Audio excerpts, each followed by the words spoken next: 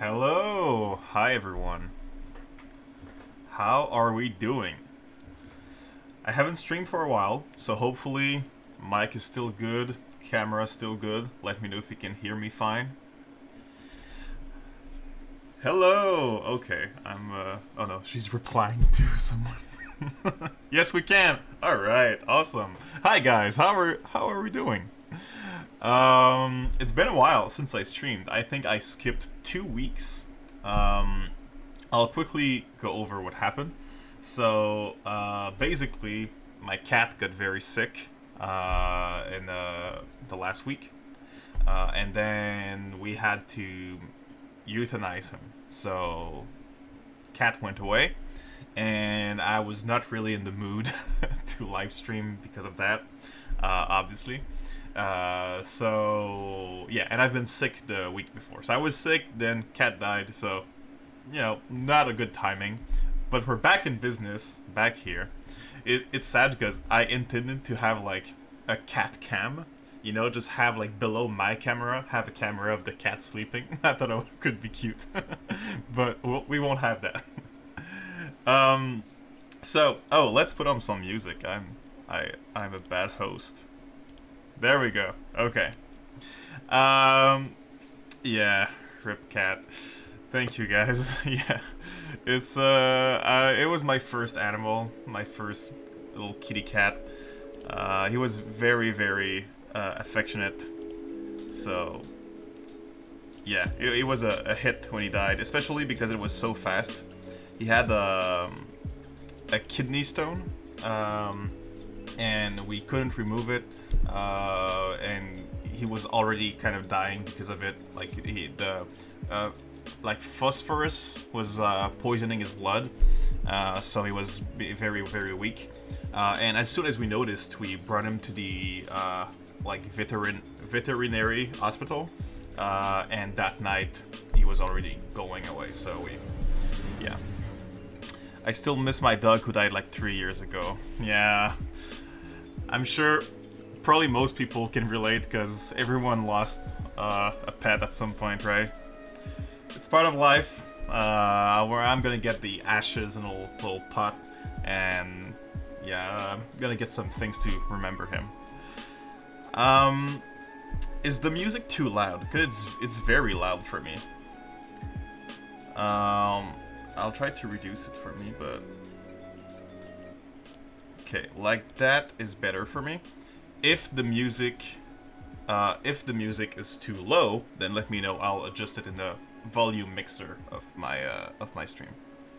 All right, better. Yeah. Okay. Awesome.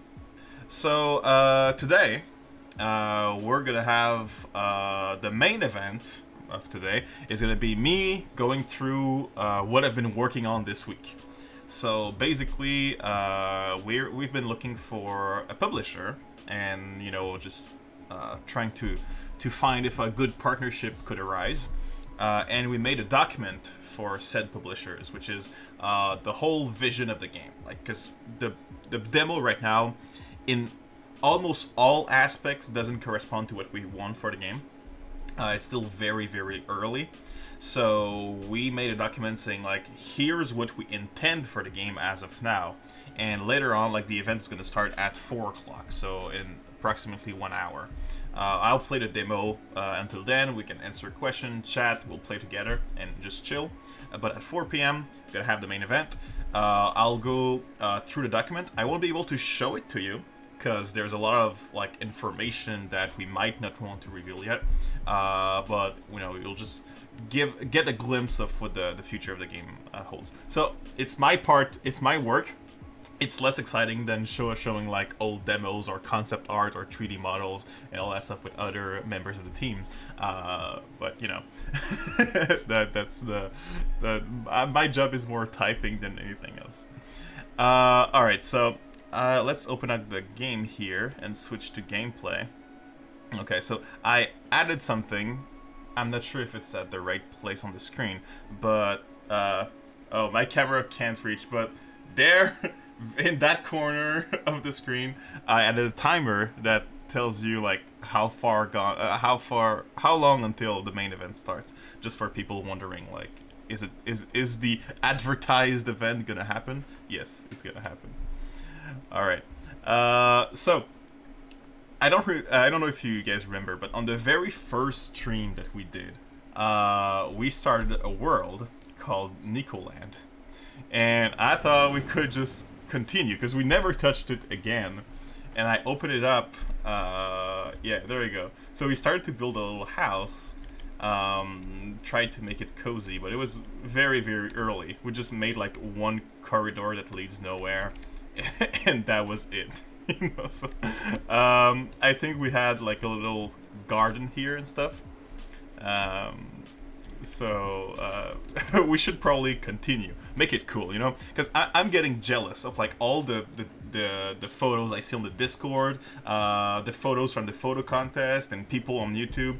They make like such cool bases, and I never did such a cool base. So I'm looking to maybe just play a bit and turn this into a very cool island. So there we go. It's been a while, so I don't know what my plans were, and I don't even know where we are in the world. Like, are we still? No, we're in the middle of nowhere. Okay. Oh, okay. We have some islands above us. That's pretty cool. Let's go there. All right. So, what's up with you guys? What have you guys been doing since the last time we spoke? I don't have any floaters? You're saying that I moved away from the starting cluster, built all this, but I don't have any floaters whatsoever? The event timer sometimes move event one line below. Oh, because some numbers are larger than other. Okay, let me fix that. So let's just do this, save, and I'll also make it a bit lower so that it doesn't go over the pre-alpha thing. Oh, maybe that's too much. Maybe here, like that. Whoop. Yeah, that's better, right? Okay, cool. Vex excitement is so excited. Nice. Glad to hear it. Okay. Okay, here we go. Back to the game. Cool. So, floaters, right? We need to be able to move. And I have so much fabric too. Why did I build any? Okay, let's build some. I wonder, like, I haven't yet seen like a lot of creative uses for the floaters. Like, usually, you know, the way to do it is just to place them on the side of the island. But I'm wondering if like there's a very cool structure we can build to place the floaters in a way that would make it look nice, you know. Oh, and also a lot of wood here. Okay. I think I still don't have the torch, right? Do I know how to build a torch? I think I have my workbench here. Torch. Where would it be? Huh. I don't know how to build a torch. Right, because I need flax, right? I need linen for a torch. Okay. Me getting confused at my own game. And I love how that is like the peak of island navigation. It's just putting everything next to each other. Oh. Oh, Sudden says almost 20 people? There's so many people.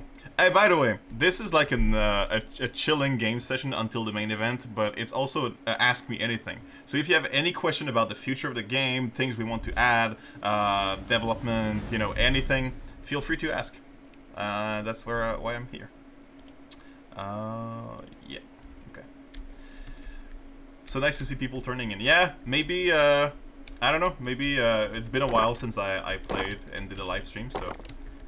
Maybe people who have been looking for the next one have been waiting for it. I don't know. You guys let me know. I'm not the person that watches Twitch the most, because usually it's very time consuming, right? It's like something to relax because it's usually long sessions and you get to kind of talk with someone.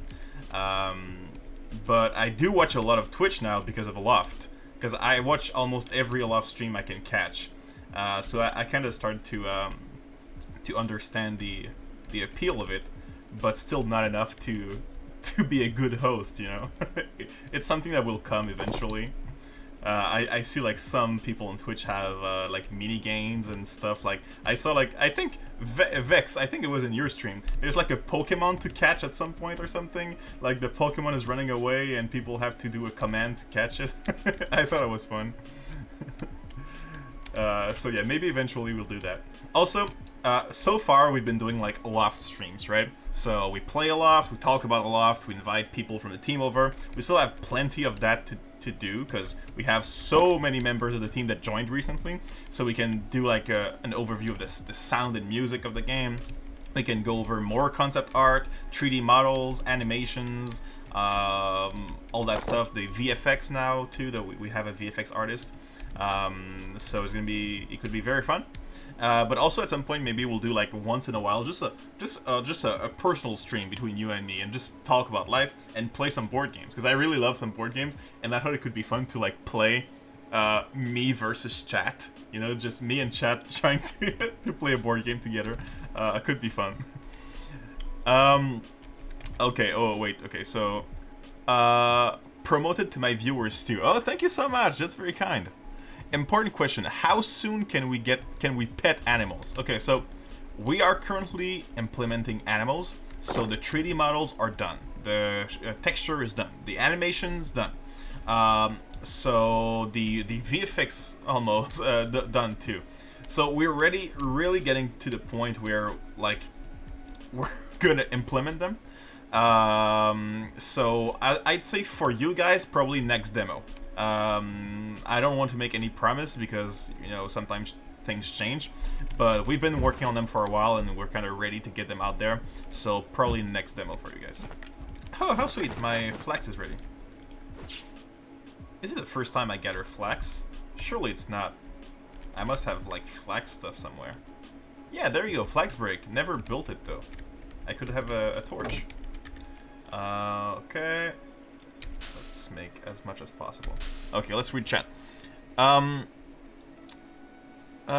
So far, it's a lovely demo. It feels very similar in design and aesthetic to Windbound, which I really dig. Happy to see how it expands because even just this slice is fantastic to relax in. Yeah, Windbound. The visual aesthetic of Windbound is very, very cool, and we really dig Windbound. Like, it's an inspiration in some aspects. So it's a nice comparison. Thank you. And yeah, the relaxing part is really something we're aiming towards, and it's constantly in the works. You know, it's a in progress thing. So recently we kind of talked about where our game fits within the survival to cozy scale.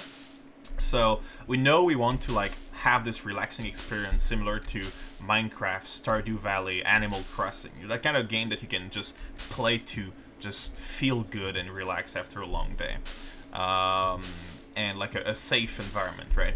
So that like cozy aspect is kind of a whole genre by itself, and there's like a lot of things that people expect from a cozy game. So we're like, okay, if we say that this is a cozy game, then we should probably work on that a bit more.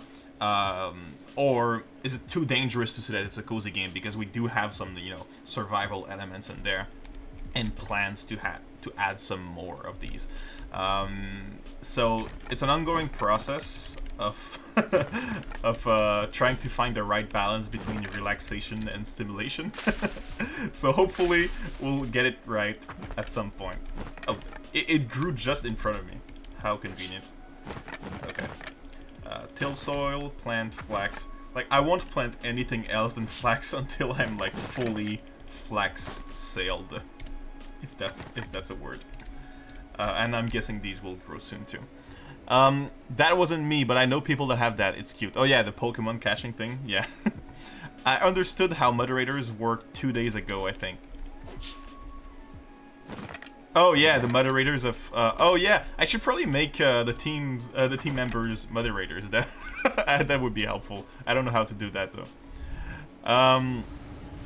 Oh my gosh, that's awesome. Or tentatively awesome, because it's not official. Yeah, it's probably gonna happen, but, you know, I'm not allowed to make any promises on this stream. So yeah. At first I said hi, and then they banned me, but G Times asked them to let me in again. Yes, I saw that live. They thought she was a butt. For the animals lovers, I hope you saw the 10 hours loop Nicholas did with the pheasant animation. Yes, let's let's put that in chat. Actually, it's worth it.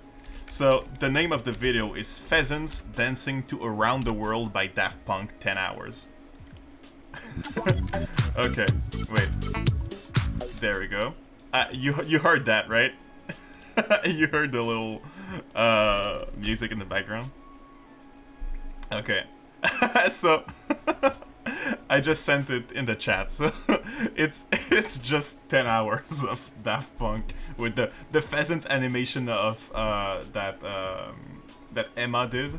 I removed the ones where they were sleeping and just kept the ones where they were like all moving at the same time, so it kind of looks like they're dancing.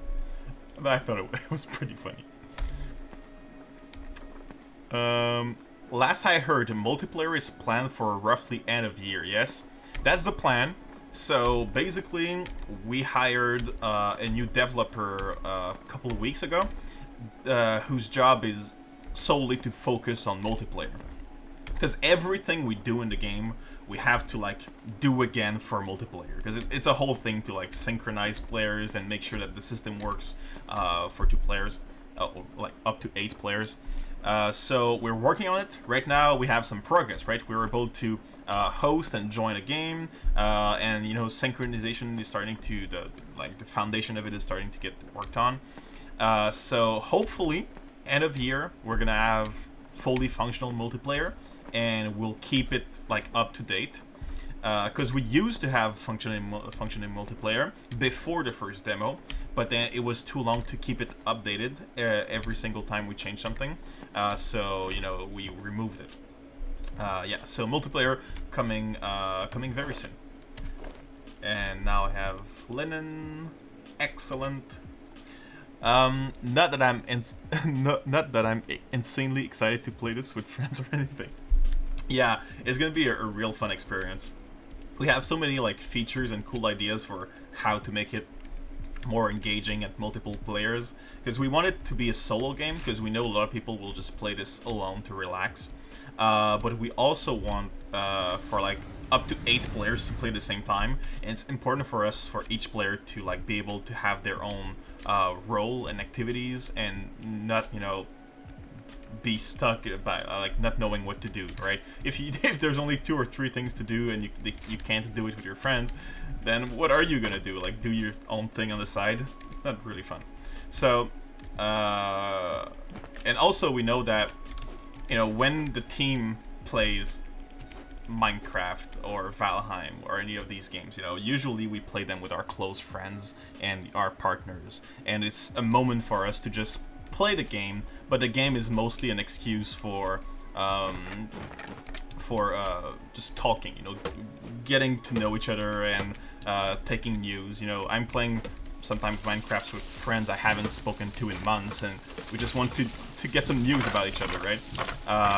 So in those cases, it's like groups of 2, 3, or 4 maximum, and it's a very different vibe than like a big group just like doing their own stuff. It's like a small group trying to just chill together. So there's a lot of aspects of multiplayer as far as like game design is concerned, to make sure that like solo players, small groups, and large groups, everyone has as much fun.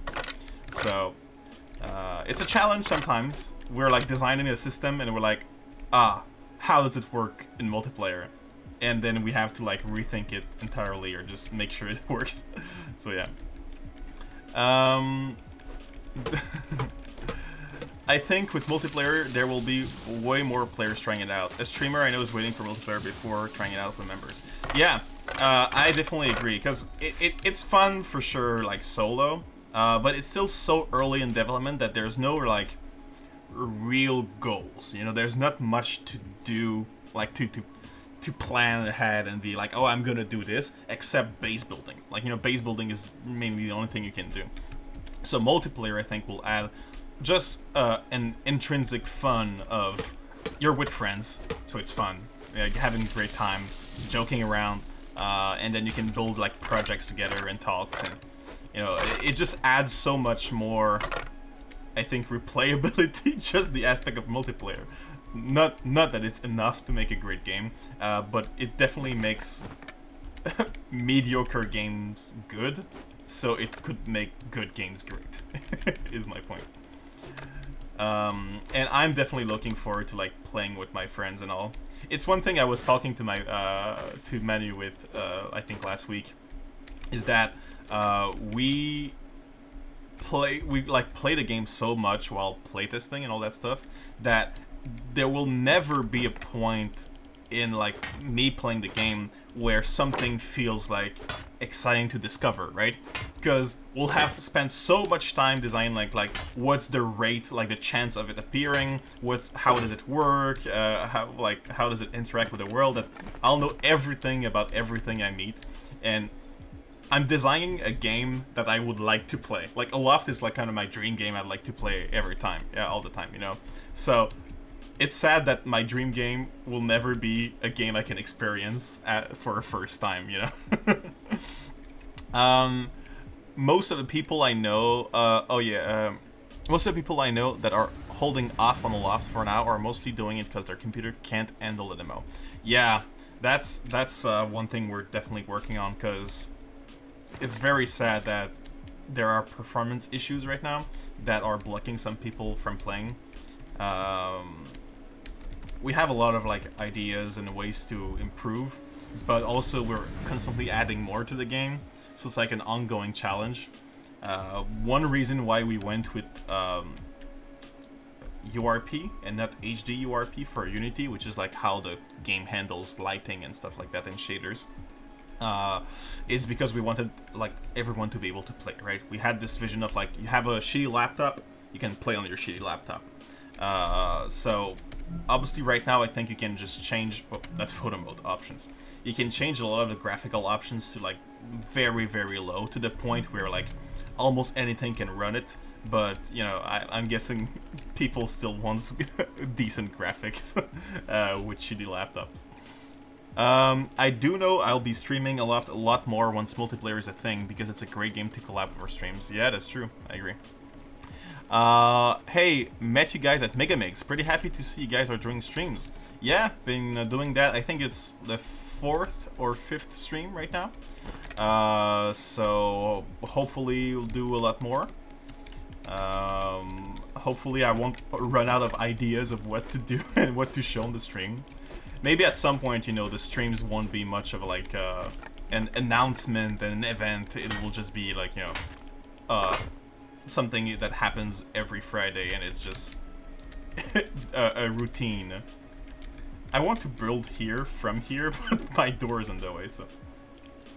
Okay, let's expand a bit the house here. My RX 5700 XT is screaming indeed. Wait, that's not Nvidia, right? Is that like a very old graphics card or something that can't run the game? AMD GPU. Okay, okay. Hey, met you guys at the Megamigs. Yeah, we met a lot of people at Megamigs. It was really fun. A lot of people that wanted to collab on the game too, like people with, you know, portfolios, and were like, oh, I want to do animation, I want to do that, I want to do that, and they were excited about the game. It was really fun. And yeah, we like, we were a small team, so I wish we were able to like hire everyone, because it would be so much fun. But then again, we have like to be very selective on like when to hire and who to hire, because budget is a thing, right? Okay, let's. What would be the purpose of this room right here? I was intended this to be like just a room, but it's kind of nice to have like a balcony or something. I personally play on an RTX 2060 laptop edition on lowest settings to keep the fans quiet. Yeah, sure, it runs fine, no problem there, but it takes a lot out of the GPU. Yeah, I have a 2080 Ti, which used to be the shit back then, but now it's the 3090. I don't have the new 30 series of Nvidia. And even myself, like on the starting island, sometimes have big drops. So I'm guessing like people on laptops will definitely have problems running the game, which is sad. Like Minecraft is the optimal example of like, oh, this everyone can play Minecraft, right? Like most people can play Minecraft on their laptop, but also it's not the same level of performance required to run those games. So. And also, optimization takes a lot of time and money, so small studios have less options for it, less time and less resources. I think you mean the 40... There's a 40 series? There's a 40 series now! I didn't know about that. Then my 2080 is very outdated then. When did that happen? I feel like the 3090s just came out like last year. Because no one got their hands on them until like way too late. Also works on my Steam Deck after changing a resolution down. It's playable. Oh, that's cool. Steam Deck is a good reference for like, it's a handheld console, so if you can play, that's cool. Actually, I love the game so far. It looks nice, and it reminds me a lot of World Adrift. Yeah, World Adrift, like, has been in the background of our mind as we were making this game. Like, we kind of realized early on, wait, are we making World Adrift? And then we had to think about, like, how different our game will be than World Adrift, and, what similarities there will be. Because we know we attract a lot of players from World Adrift, players that were looking to get a similar experience. So we kind of want to make sure they're happy, because that it's cool. So we are thinking of implementing a grappling hook, because that was a very fun feature in World Adrift. So grappling hook is in the game, and it's being tested and all that stuff, and seeing if it's something we want. Because let's be honest, grappling hooks are fun. I'm still kind of sad that it's gone, but that is how early access goes sometimes. Yeah, and also they hosted their own servers and had to pay the cost. And at some point, when your game doesn't do that well anymore, you can't keep up with those costs, and the game just dies. It's this sad truth, because what are we gonna do? Just be in the negative $1 million in your bank account? No, you have to stop. Which is something that might not happen, that will not happen with Aloft, because we're doing P2P servers. So we don't have to invest in servers and making sure they run. Maybe eventually we'll invest in those servers, but we know it might not last forever. So we'll enjoy servers hosted by SLab for however long they'll last. But then, at some point, we'll still have the P2P servers to play. I'm trying to do an open space here, so I'm gonna close the ceiling, but there you go, but just not finish the frame. Also, this piece right here, so the curved wall not having a correct roof, we have it now. It's gonna be in the new demo. We have it in the game now.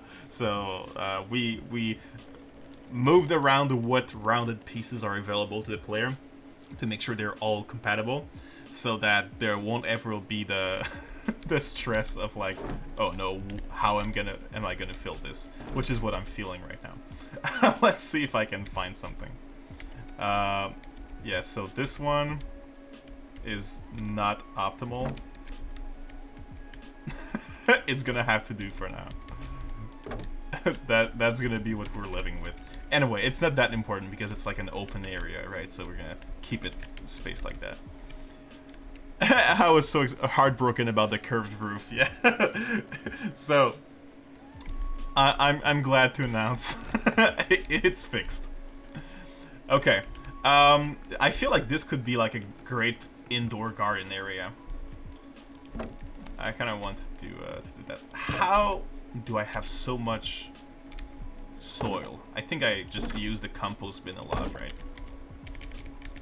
Okay. Oh my god. I just realized the music is on a loop. It's always the same song. Let's remove the loop and then change the song. I don't know if it's gonna be a good one. It's a random playlist of lo-fi on YouTube Music. Alright. Cool. So what should we plant? So we want to make like a pie and a broth. So broth is potato, carrot, and water. Then pie is blueberry, sugar, and flour. So let's do a bit more of these. So carrot, potato, let's say. Okay, cool. Do I have water? Yeah. There we go. Okay, cool. I'm really looking forward for the torches. Oh, I do have the blueprint, right? Because I unlocked all blueprints. Okay, and I do have some cloth on me. So what I'm gonna do is I'm gonna take a reverted triangle, so this one right here. Take the smallest one, snap it right here. Take one here, and one here.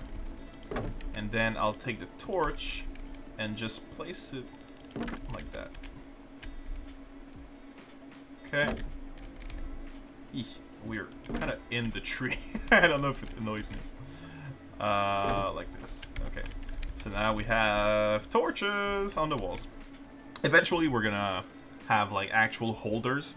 Like we were talking this week about like universal holders that are things you can place on the wall, and on them you can place lamps, torches, decorations, all that stuff. It kind of all snaps or fit depending on the purpose. So that's gonna be easier to do that kind of like hanging torch thing. All right, so that's good. So the reason I'm doing my garden like this is I think that because these are not completed, like the frames are still as frames, rain is gonna go through, but I'm not sure about it. But if it's right, it's gonna like water my crops by itself. Okay, so that's done. Now maybe I don't want this to be my bedroom because it's kind of the entrance to the building. But it would be nice to have some kind of living room here, like a campfire or something. Not a campfire, fireplace. God, this fireplace is very big. Can I like place it like that? And then is there a way to not have it stick out here? Let's do some light here. Okay. Because that's kind of cozy, and I can also make a. Let's snap. Make a chimney. Chimney? Chimney. I think it's how it's pronounced. Okay, so let's.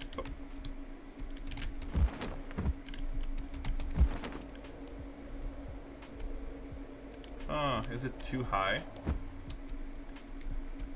Yeah, no, I think it's fine. Maybe. What about that? Okay, I may or may not have an idea. Let's put that here, and then let's put a torch inside. Can I? Okay, no, I would need to place a torch first, right? So torch here, then that over it, and now I have a chimney that lights up. Is it cool? Is it not? Maybe not, right? because the light also goes on the roof. I just like the idea of having like the top of the chimney lighting up like that.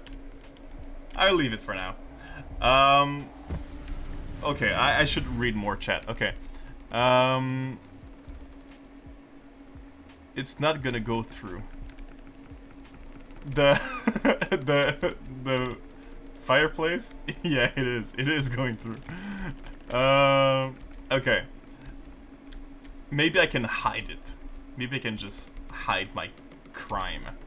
Let's put some walls. And as if nothing happened. Okay. Like that. Like that. Oh, also, for those of you who were annoyed by it, we made a version of that wall that doesn't have dark stripes, like or the beams.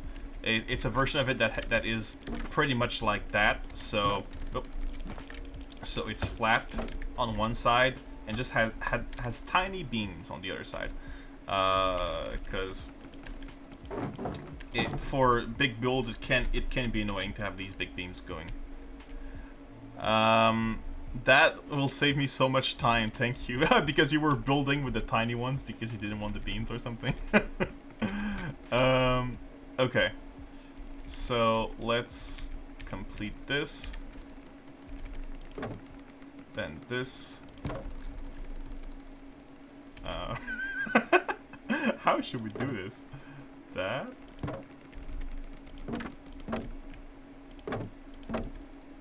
Okay. Then we don't really need it to be that high. Okay, let's do that. Okay, and then... Oops. Maybe we don't need windows here. Because if we have a chimney, then we won't really see on the outside. And if we have a wall, then it's even worse. So, none of these. Okay. And that means we can instead put a roof here. So, like this, this, this, this, then triangle, like that. Let's go to automatic, okay. And small one, as like this. Okay, so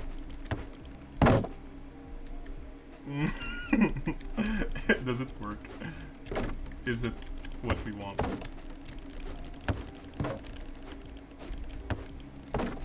Okay. Ah! Okay. So that it is hidden, so that's good.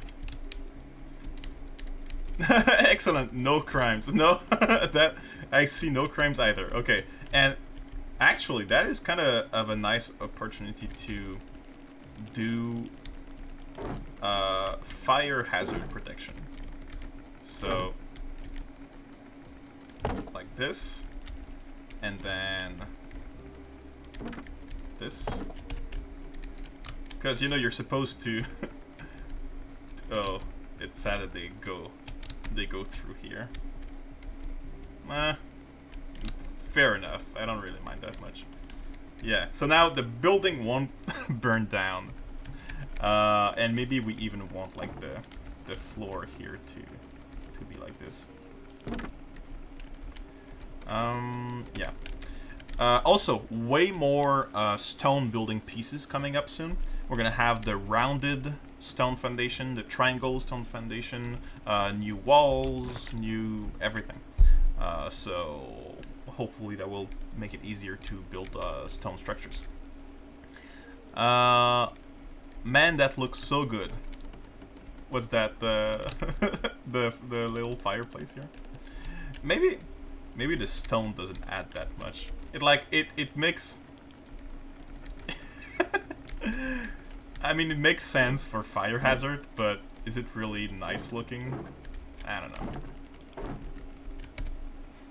What should we put instead? Maybe just the walls were fine. Maybe I'm overthinking it. There we go. There we go. And then... Oh, okay, so... You're saying stone walls like that, but then the wood floor. Yeah, it makes sense. Okay.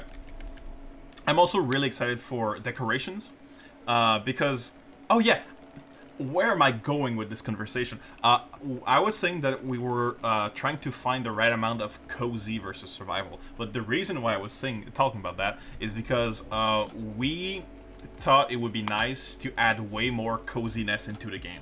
And so we are currently concept arting, like Kenzie that you met a few weeks ago is sketching out a bunch of different decorations for houses. So furniture like couches, chairs, rugs, lanterns, hanging decorations, all kinds of stuff. There's a lot. Like you'll even be able to. Okay, so we might, no promise, we might 3D model every single meal in the game, so that you can equip them in your hotbar and have them and see them in 3D and eat them or drink them. But that also means that, and the reason we're doing that is because we want to be able to place the food, right? So if you cook on the campfire, you can just place your bowl of soup or your cup of tea next to your bed or something, and it will like fume because it's hot, you know, and all that stuff. And the pies, the like freshly baked pies, are going to be able to be placed. The pumpkins, you can place the little pumpkins everywhere. So just being able to cook food, then use it as decoration, but then you can pick up the decoration and eat it if you want. That can be very fun, you know, because I think it's a cool idea to decorate. Okay, I need to look at the chat. Oh my God, there's a lot of message I missed. Also, guys, in 17 minutes we're starting the main event, so we'll start playing in a short while. Okay. What's going on here?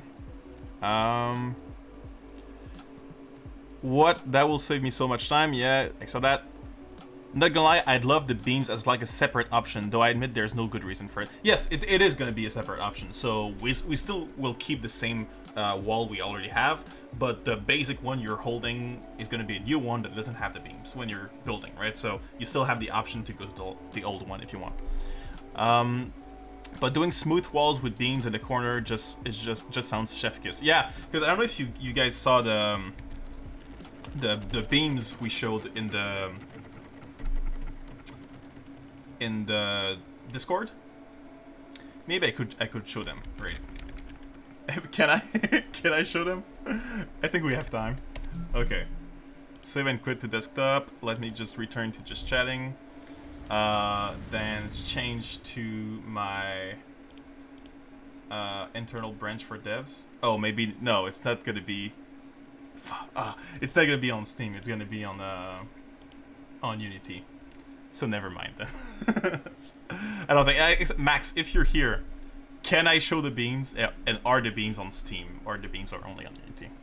Because basically the beams are we have plenty of options like round, square, planks, and you get to choose a point A, and then you get to choose a point B. It creates a beam in between those 2 points.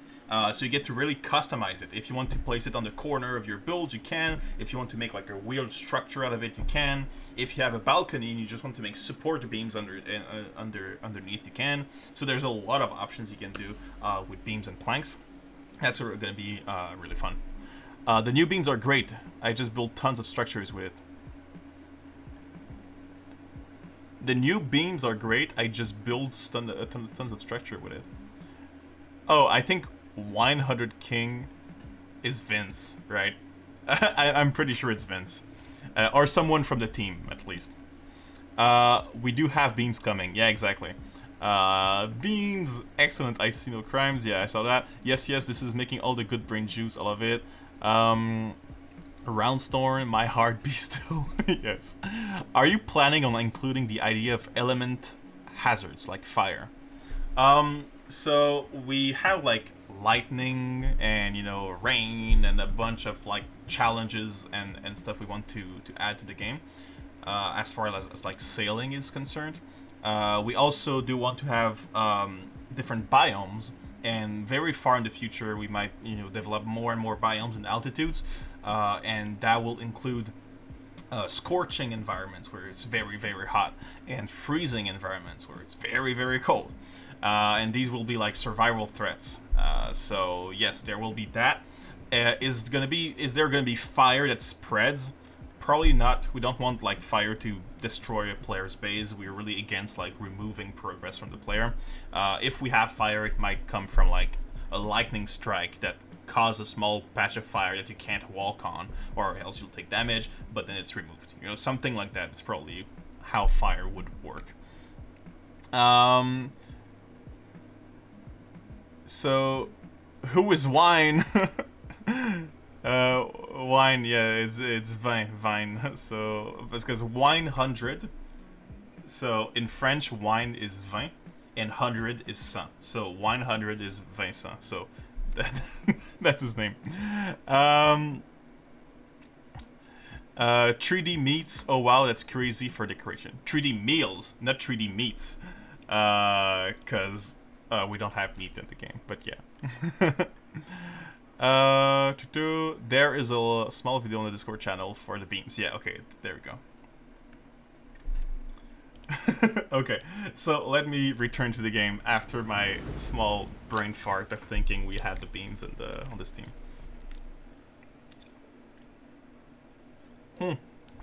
Okay, also in the work in progress wind sound video, there were small islands that are stone-sized big. What are those? So basically, we are working on the feeling of wind a lot, and what that video showed was just the audio aspect of the wind waves and gliding with the wind, but we are working on the like constant environmental sound of wind and like 3D around you, the visual aspect of like dust and screen shake on strong winds, how like how everything reacts to wind. And one thing we wanted is to feel the sense of speed a bit more in the game while you're sailing, because if you're sailing your island, there's not a lot of way to tell that you're moving. So let's say I go here, then I go like that. I don't have a lot of rudders, so it's pretty slow. Excuse me. Okay, and then I deploy my sail. How can I tell I'm moving currently? On the upper right of the screen, right, it says 29 knots. Nice, by the way. So except that, there's not much. So we're aiming to like give a lot more like wind lines, particles, vibrations, like sound, a bunch of stuff that will make you feel like you're going faster. But part of that is just rubbles around, and these rubbles are like kind of reference points for your brain of like saying, oh, I'm moving past this rubble at this speed, so I can know how fast I'm going. So the rubbles are going to be useful for navigation, just for that feeling, but they don't really have any like gameplay implication. If you move into them with your island, I'm not sure if they're gonna break or just stay there. They're too small to land on with your glider, so they're just for visual appeal to understand your movement. Now I should probably stop moving before I exit the islands I was supposed to explore.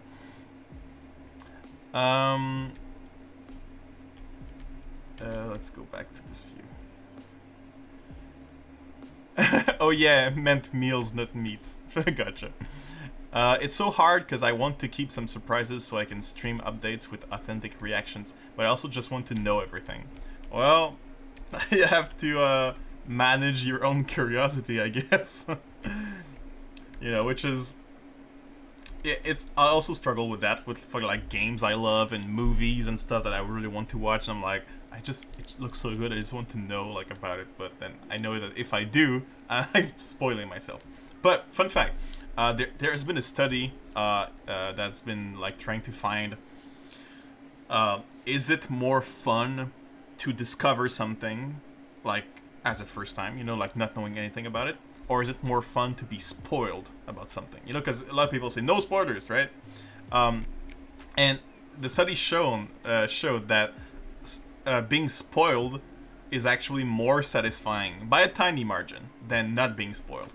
the study was made with books, so I don't know if it applies to movie, but like people reading the last few pages of a book to know how it ends had way more satisfaction reading the book, because anytime they would be foreshadowing, they were like, oh, this hints at the ending, so I understand, I feel smart because I'm like, oh, this is gonna happen. This is how like the pieces of the puzzle go together, instead of just like being oblivious to it and then thinking back and be like, oh yeah, maybe that was a hint, right? So that's just something interesting for me. I don't know how well it translates to other medium though. Sometimes some type of visual feedback is nice. Yes, I agree. Okay, so let me just explore these islands, right? I'm gonna build the sails I was supposed to build a long time ago. Okay, so floor sails. There we go.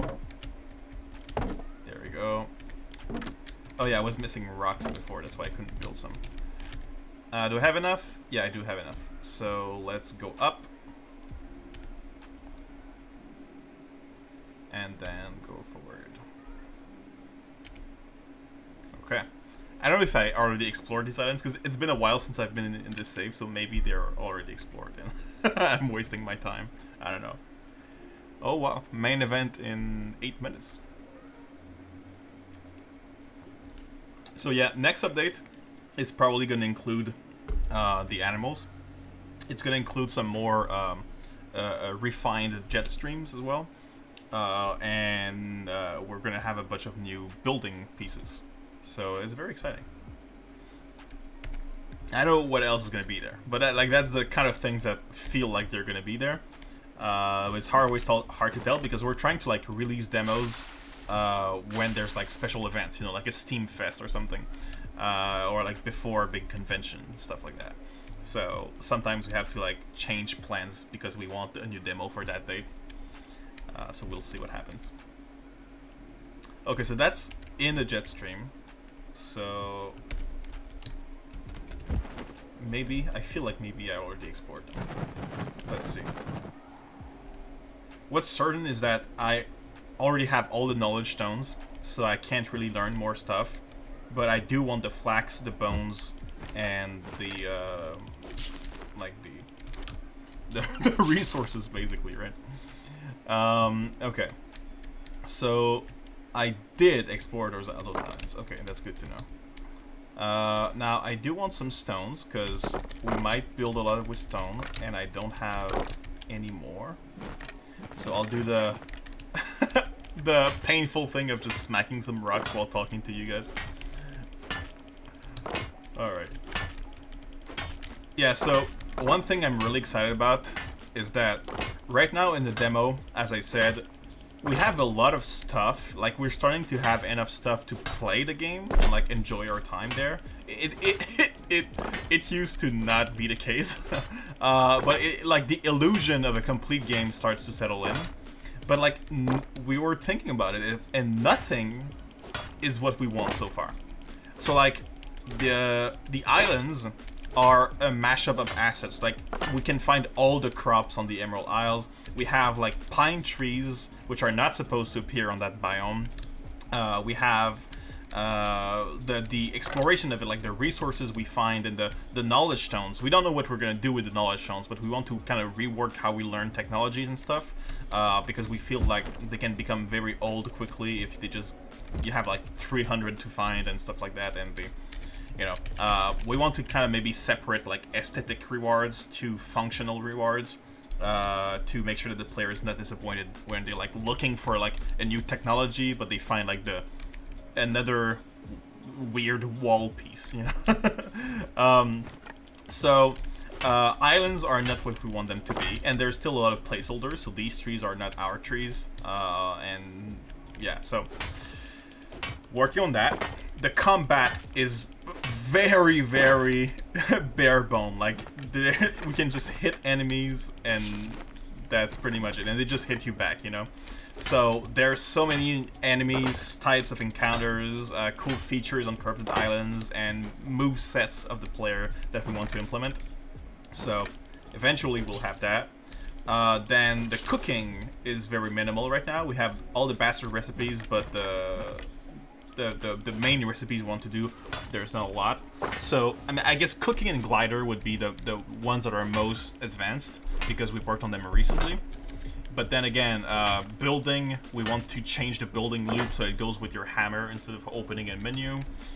We want to change, what else? Navigation, like sailing. We feel like sailing has a lot of problems, so we want to make it way more exciting and way more approachable. Like, it's hard to point at something and say, like, this is what it's going to be in the final game. Like, this corresponds to our philosophy or vision, right? Like, we're getting there, but it's such a long process to develop a game that it's gonna take time. And the thing I'm most excited about is to get to that point of development where we're gonna be polishing stuff and just making them as intended. You know, like taking the time to just complete a system as it's meant to be, and then seeing the links between the systems. Because designing a game is just, it's not designing one system at a time independently, you know? You're always thinking about, like, okay, like the crafting loop, how does it interact with the building loop, the fighting loop, and all the progression, and then the fighting, you know, it's gonna relate to sailing and exploration and eating and all that stuff. So there's a lot of like interconnections that you can't see in the game right now, but that we're like excited to see arise. So like every part of the journey is exciting, you know, like getting from point 0 to this point where we have kind of a functioning game, but then getting to the point where we're proud of it and we're like, oh yeah, this is what we meant when we talked about the game at first. And then finally having like the full release and just being in the like fun part of just adding new biomes, adding new monsters, adding new resources, and just, you know, adding to a full game, and just being able to explore those crazy ideas we had but couldn't. That's also going to be a very fun part. So yeah, I'm not saying I don't want to diss the part we're at right now. I'm just very excited for the next one. Yes, that's true. The spyglass and beacons will be part of the next update, and maybe also the map table. It's not certain, but it's being worked on. So, yeah, a lot of stuff. Oh, 2 minutes until the main event. Okay, I should probably stop gathering rocks. I would surely have a lot of rocks, right? How much rocks do I have? Okay, almost 600. That should be plenty. Let's make sure I didn't miss any flax, because I know I think there's flax on that island. Oh, am I dying? Let's make some clean water.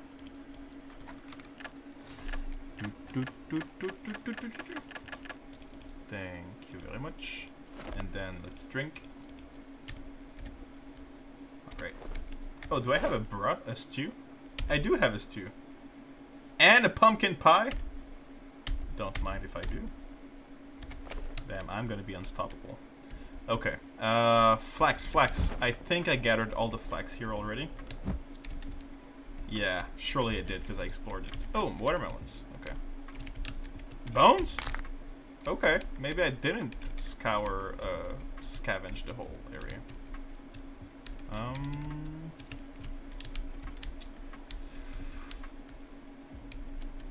More maybe. Okay. So many snacks! Yes. Oh, I keep forgetting that in jet streams, when you land on an island, it becomes subject to the waves. So as soon as I landed there, it started being pushed. So now I'm just next to this one. It's very fun. Let's explore this last one and start the main event, which is in 30 seconds. So yeah.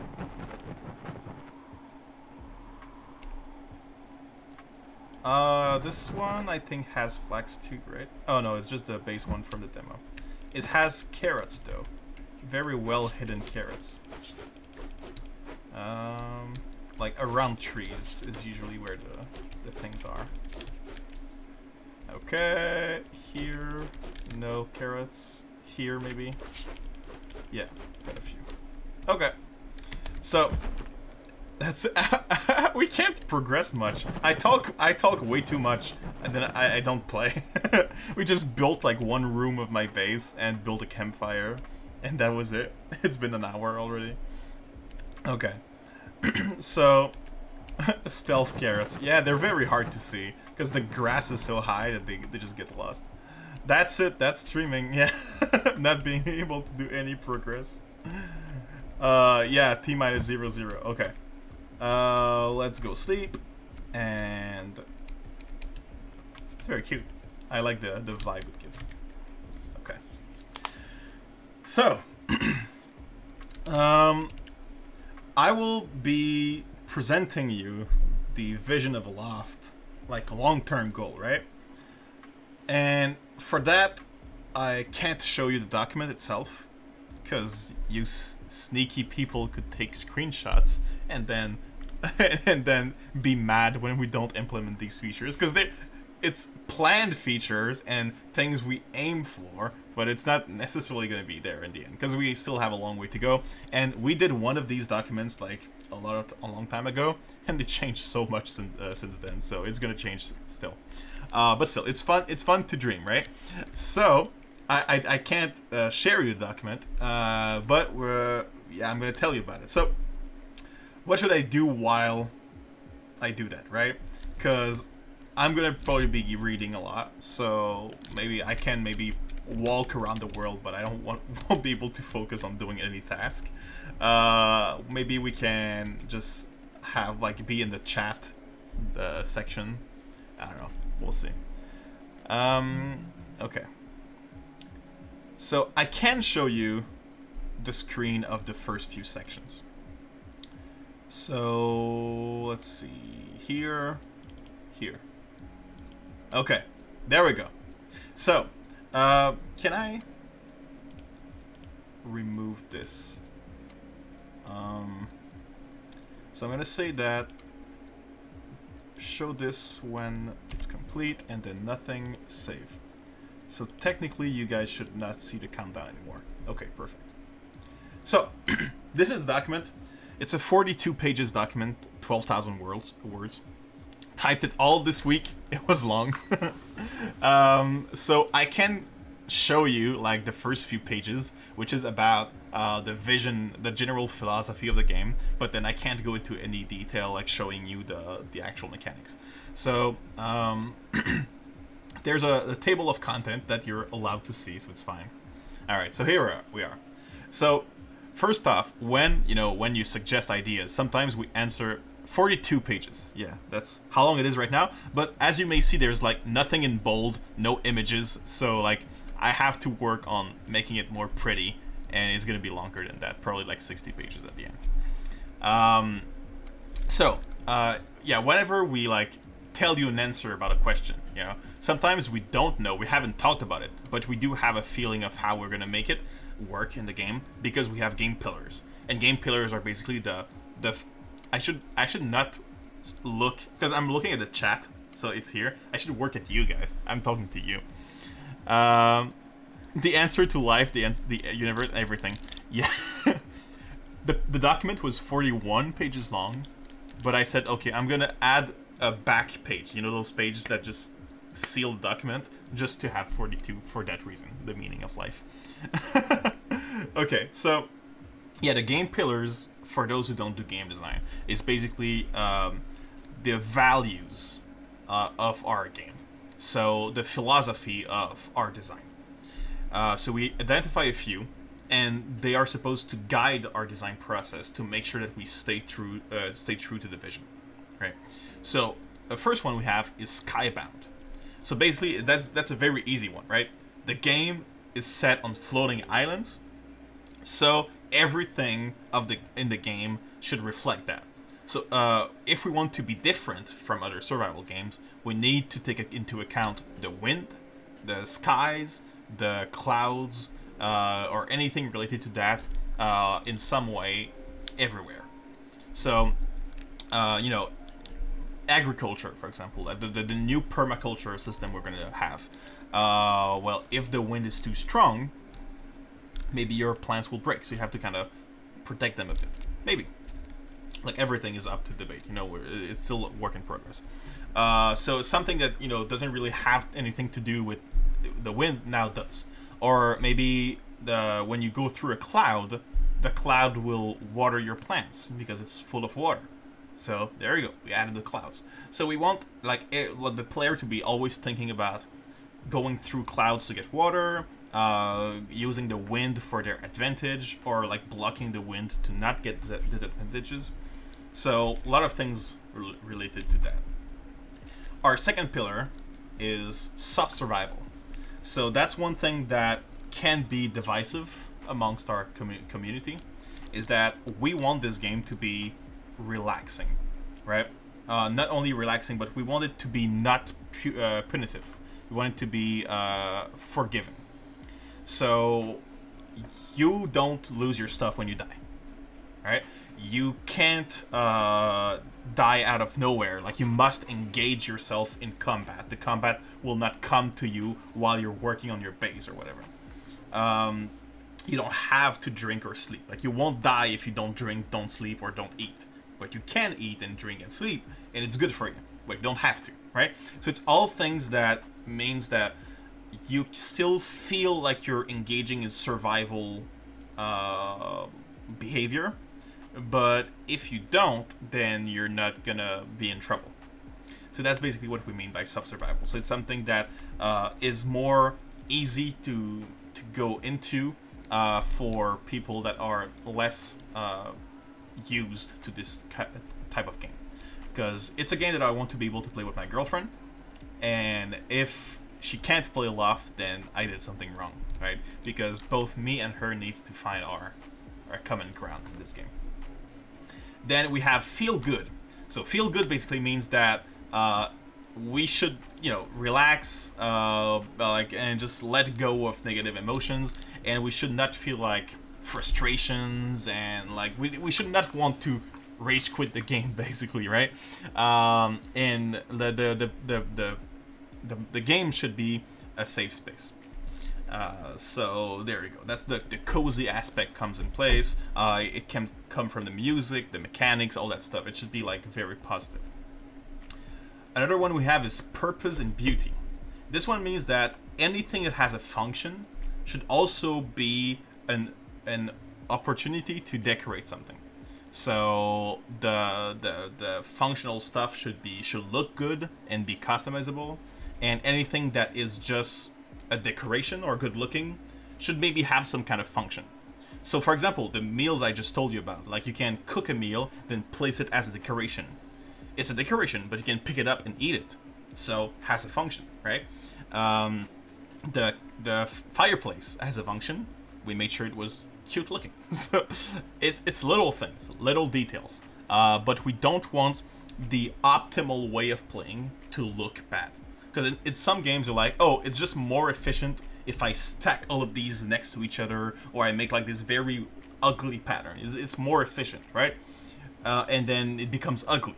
So we don't ever want it to be a choice between it looking good and it being efficient. Positive message is more about saving the environment. So we're there to help, to provide help, right? So we don't kill animals. We save them, we take care of them, and they give something back in return.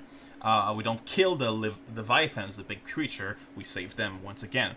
The fungi corruption we're attacking is a parasite that's bad for the ecosystem. It's killing everything and destroying everything in its path, and it's very, very, very bad. So we kind of are there to help that. And then your energy is, the thing you're building is self-sufficient. So you're using the wind power, you're using renewable resources, so stuff like that. And then the game is communal, meaning that you can play alone, you can play with friends, something that I talked about earlier on the stream. And then it's also something meant to be shared with the community. So photo mode to share, the island editor, we wanted to be able to easily export to the Steam Workshop. So from the Steam Workshop, you can download your favorite islands and you can share your creations and stuff like that. So a bunch of features for that. Phew, you've saved this timeline with your one little action. You don't know how many future people are alive now because it has 42 pages, right? Thank God I did that. Imagine the horrors that would have ensued if I didn't. Okay, and then key features. That's just what you see on the Steam page, so nothing to talk about here. You can craft sails, live in the clouds. You know all that already. It's on the Steam page. Objective. So if you guys didn't know, we plan to have leviathans, which are big creatures that are flying in the game, and the last one is in the eye of the hurricane. It's what we intend so far. Vince is working on all the narrative aspects in the next few weeks. So far, it's what made more sense for us, but maybe something will change. But as of now, we're thinking of going into the center of the hurricane to free that Leviathan as like a last boss fight, and then it was spreading, because it's corrupted, it was spreading the spores of corruption with the wind of the hurricane around the world. So by cleansing or like curing that Leviathan, then you stop that spreading of spores. So you kind of save the future. So we kind of want the player to both focus on upgrading their sails and sailing technologies to be able to go through the hurricane, which is going to be a big challenge. We don't really have any features for the hurricane right now in the demo, and then also find and research a cure for the strains of fungi corruption. So we want to like do a test and stuff and gather samples and learn, and then one day find a cure, and that cure needs to be used to save that Leviathan. So the game loop is pretty easy. We explore the world, gather resources, upgrade and build with those resources, and then finally we like use those technologies to push through challenges. So there we go.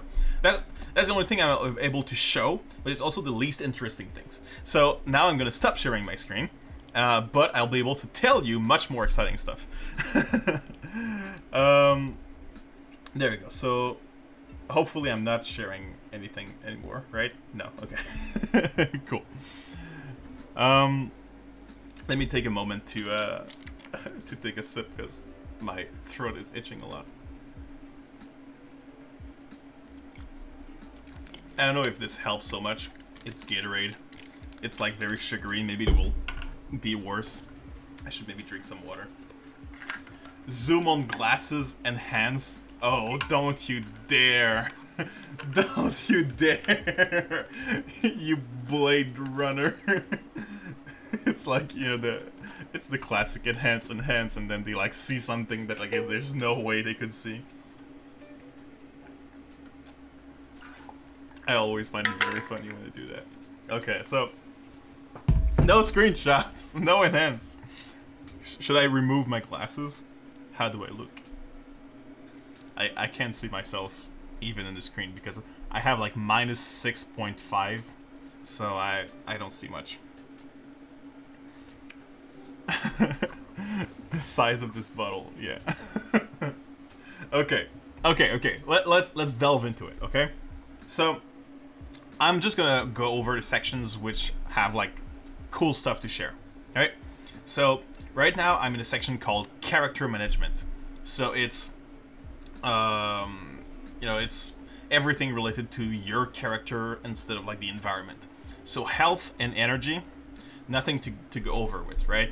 Like maybe something that not a lot of people know. We do plan to have like bandages to heal yourself in combat.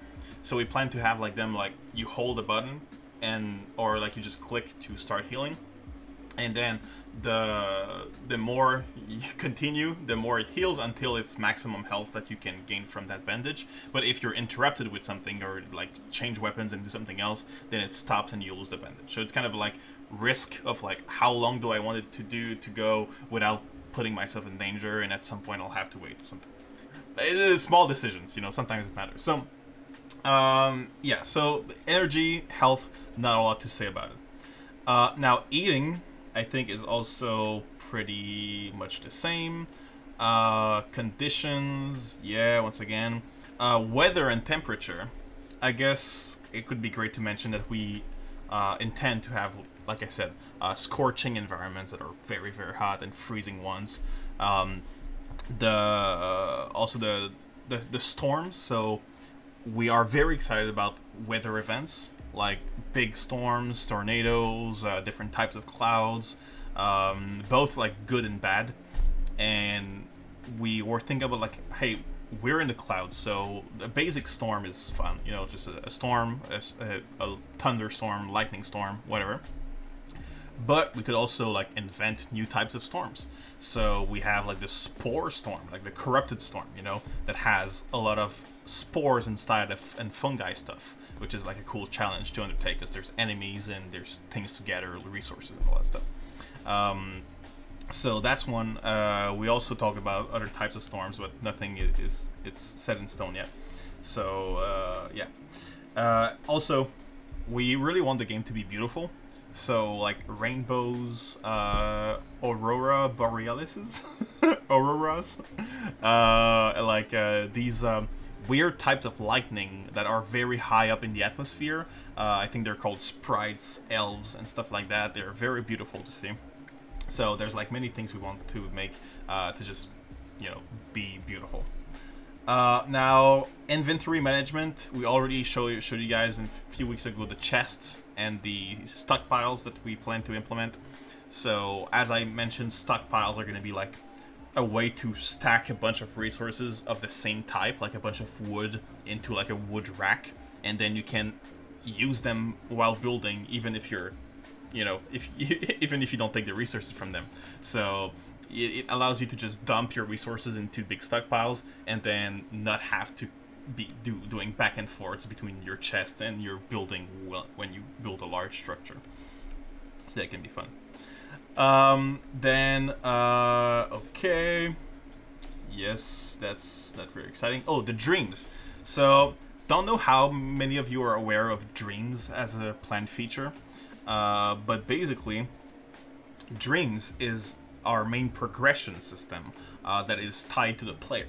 Because a lot of the progression is tied to your environment, right? You're going to craft a cool sword, you're going to upgrade that sword, you're going to craft some sails, some new technologies, and all of that is around you. So a player that comes into your game can benefit from them if you just share all that stuff. But like your own character evolving and getting better is going to go through dreams. So what dreams are is that whenever you go to sleep, you're going to dream about something that happened since the last time you slept.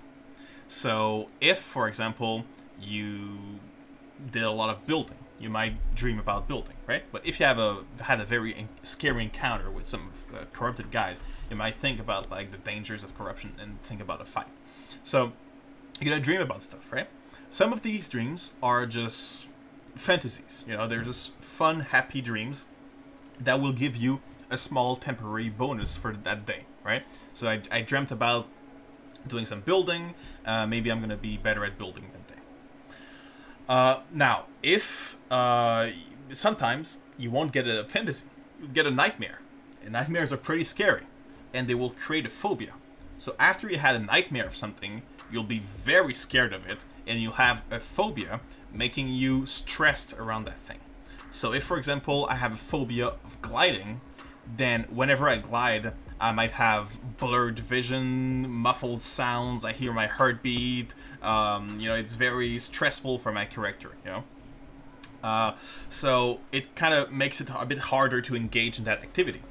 Oh my god, that's a very too much hype song. Okay.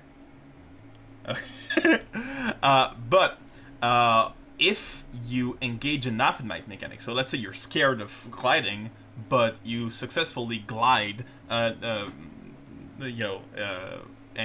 kind of conquer your fear, then you won't have that fear anymore.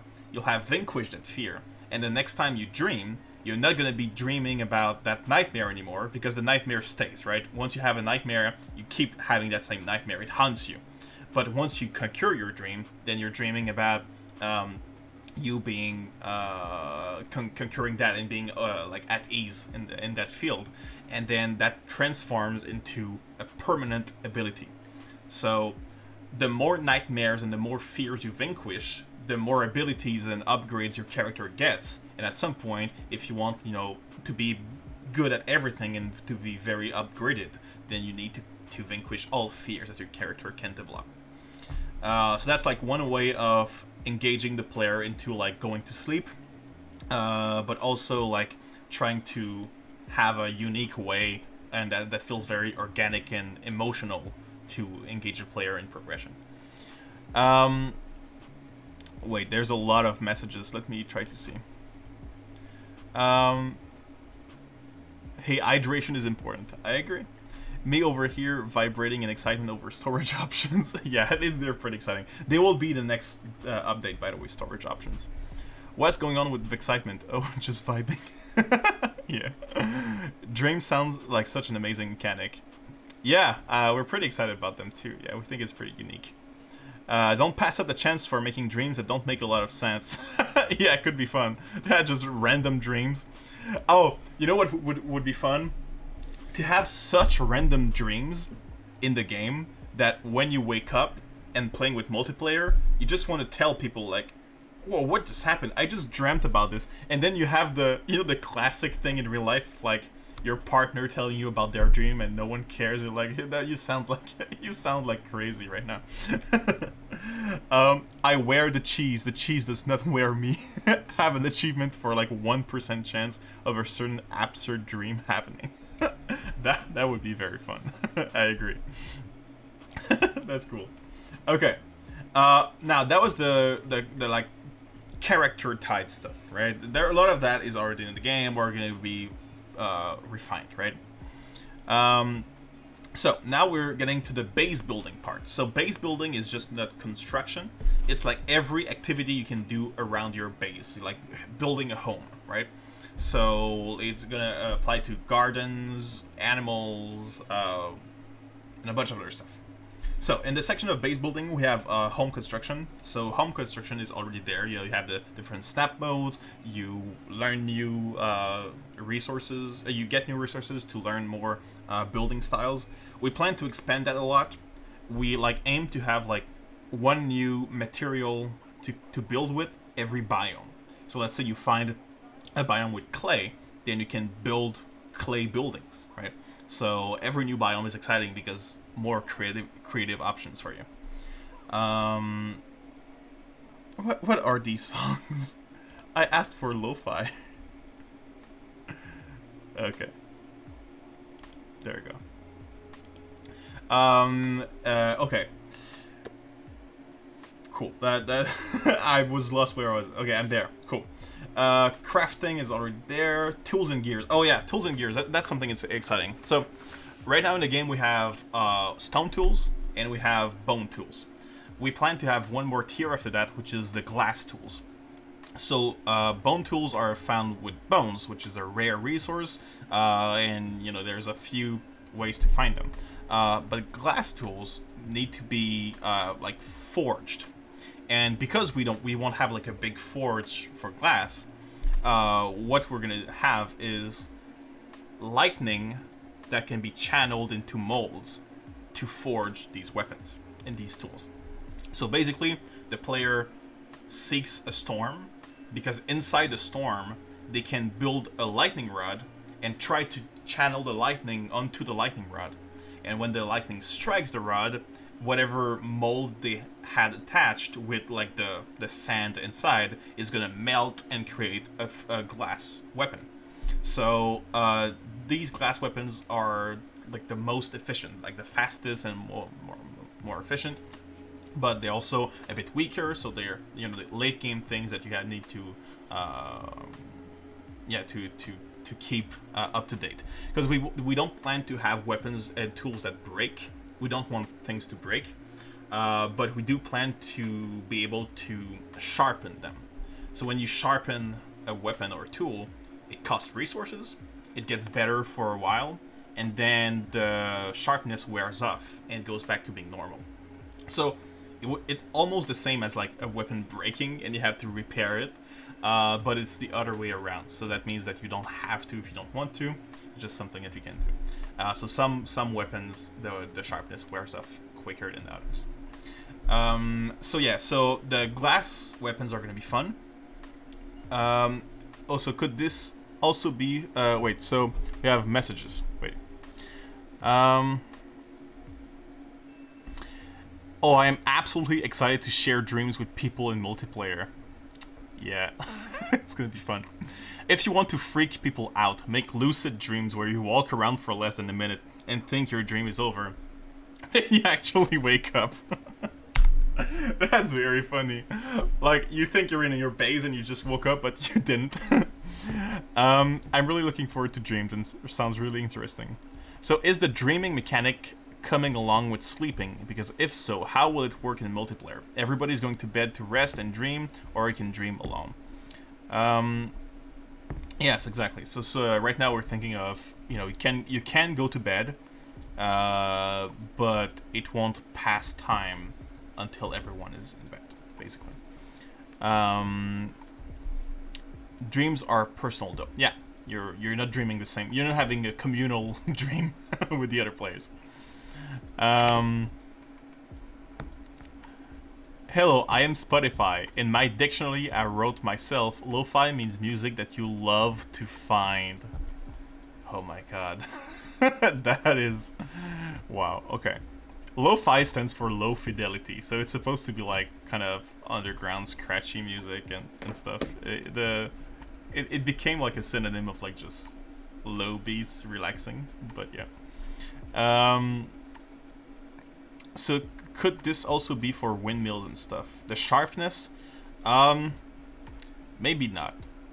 That we haven't thought that far yet. Having a false start day would be so cool. Yeah, I agree. Okay, so about the tools and gear. So, not only do you have these three tiers, so stone, bone, glass, which are all different, by the way. They are technically a bit better at the basic actions. So, bone will be better than stone, and glass will be better than bone. But they also have some pros and cons. So in some context, you'll want to use your lower tier weapons, and you want to keep them around, because for that task like fighting or gathering resources or doing that kind of stuff, you'd want to use them. So they're not, we don't like making things obsolete, basically. But on top of that, we have variants of each of these tiers. So there's stone, but there's also wind stone. There's bones, but there's also serrated bones. And there's glass, but there's also charged glass. So what that is resources that are extremely rare. So you'll have to play a long time to be able to create a tool with it and to just make a full set. It's like it's gonna be just over time. You'll slowly gain the materials to do them, and if you want to like sharpen them, you'll need to invest even more. So it's kind of for a late game goal. And basically, they have the same basic properties as their respective tiers. So stone, that feels like okay. So stone will be the same properties as windstone, except that the windstone will have a unique effect. So wind weapons, like wind tools, will I think play around with the wind. Basically, you're gonna be an airbender, but not that much. But basically, imagine when you push enemies with the axe right now in the game with the wind tunnels and stuff like that. There's gonna be like wind effects with windstone. The serrated bones are gonna inflict like poison and damage over time and stuff, and all these kind of various things related to poison. It's still in the concept stage, right? We still have to determine like, okay, how is it going to be useful in combat and resource gathering? Like, what's the how do we make it one effect that's useful for everything? And then the charge glass, we're thinking of like making chain lightnings and stuff when you hit. So you hit an enemy, there's a lightning that chains off to multiple enemies. Then, so like these kind of are exciting weapons, like exciting effects that it's very rare weapons that you need to craft, but it takes a long time. So there we go. Now I get to a section called permaculture. So permaculture, that's something I'm personally really excited about, because we have a very environmental friendly message in Loft, and agriculture, which is like monoculture, just cultivating the same plant in like a farm setting, um, is not very good both for the plant and the environment, and like there's a lot of issues with it. You know, it attracts pests. You have to do like a lot of maintenance that is costly for both you and the environment to perform. So, permaculture, for those who don't know, is the idea of engineering an ecosystem that is almost self-sustaining, right? And getting a yield out of that.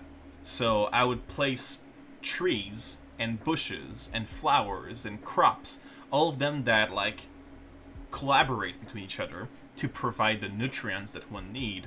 Like leave the mushrooms be, leave the weeds be, because they bring something, like they remove something that's there in the soil that's way too much, so that the other plants can grow. Some that gives nitrogen, some that distribute the water and retain the moisture, all that kind of stuff. So it's very complex science, because it's basically like engine building, like understanding every relationship in nature, and then making sure that you're instead of having like a normal tree and a normal bush and an edible mushroom, then you're going to find a tree that has the same function in the ecosystem but also produce edible fruits, and a bush that will produce some berries, so that as a person you can get a yield out of that ecosystem to consume, either as resources or as food, like in any way.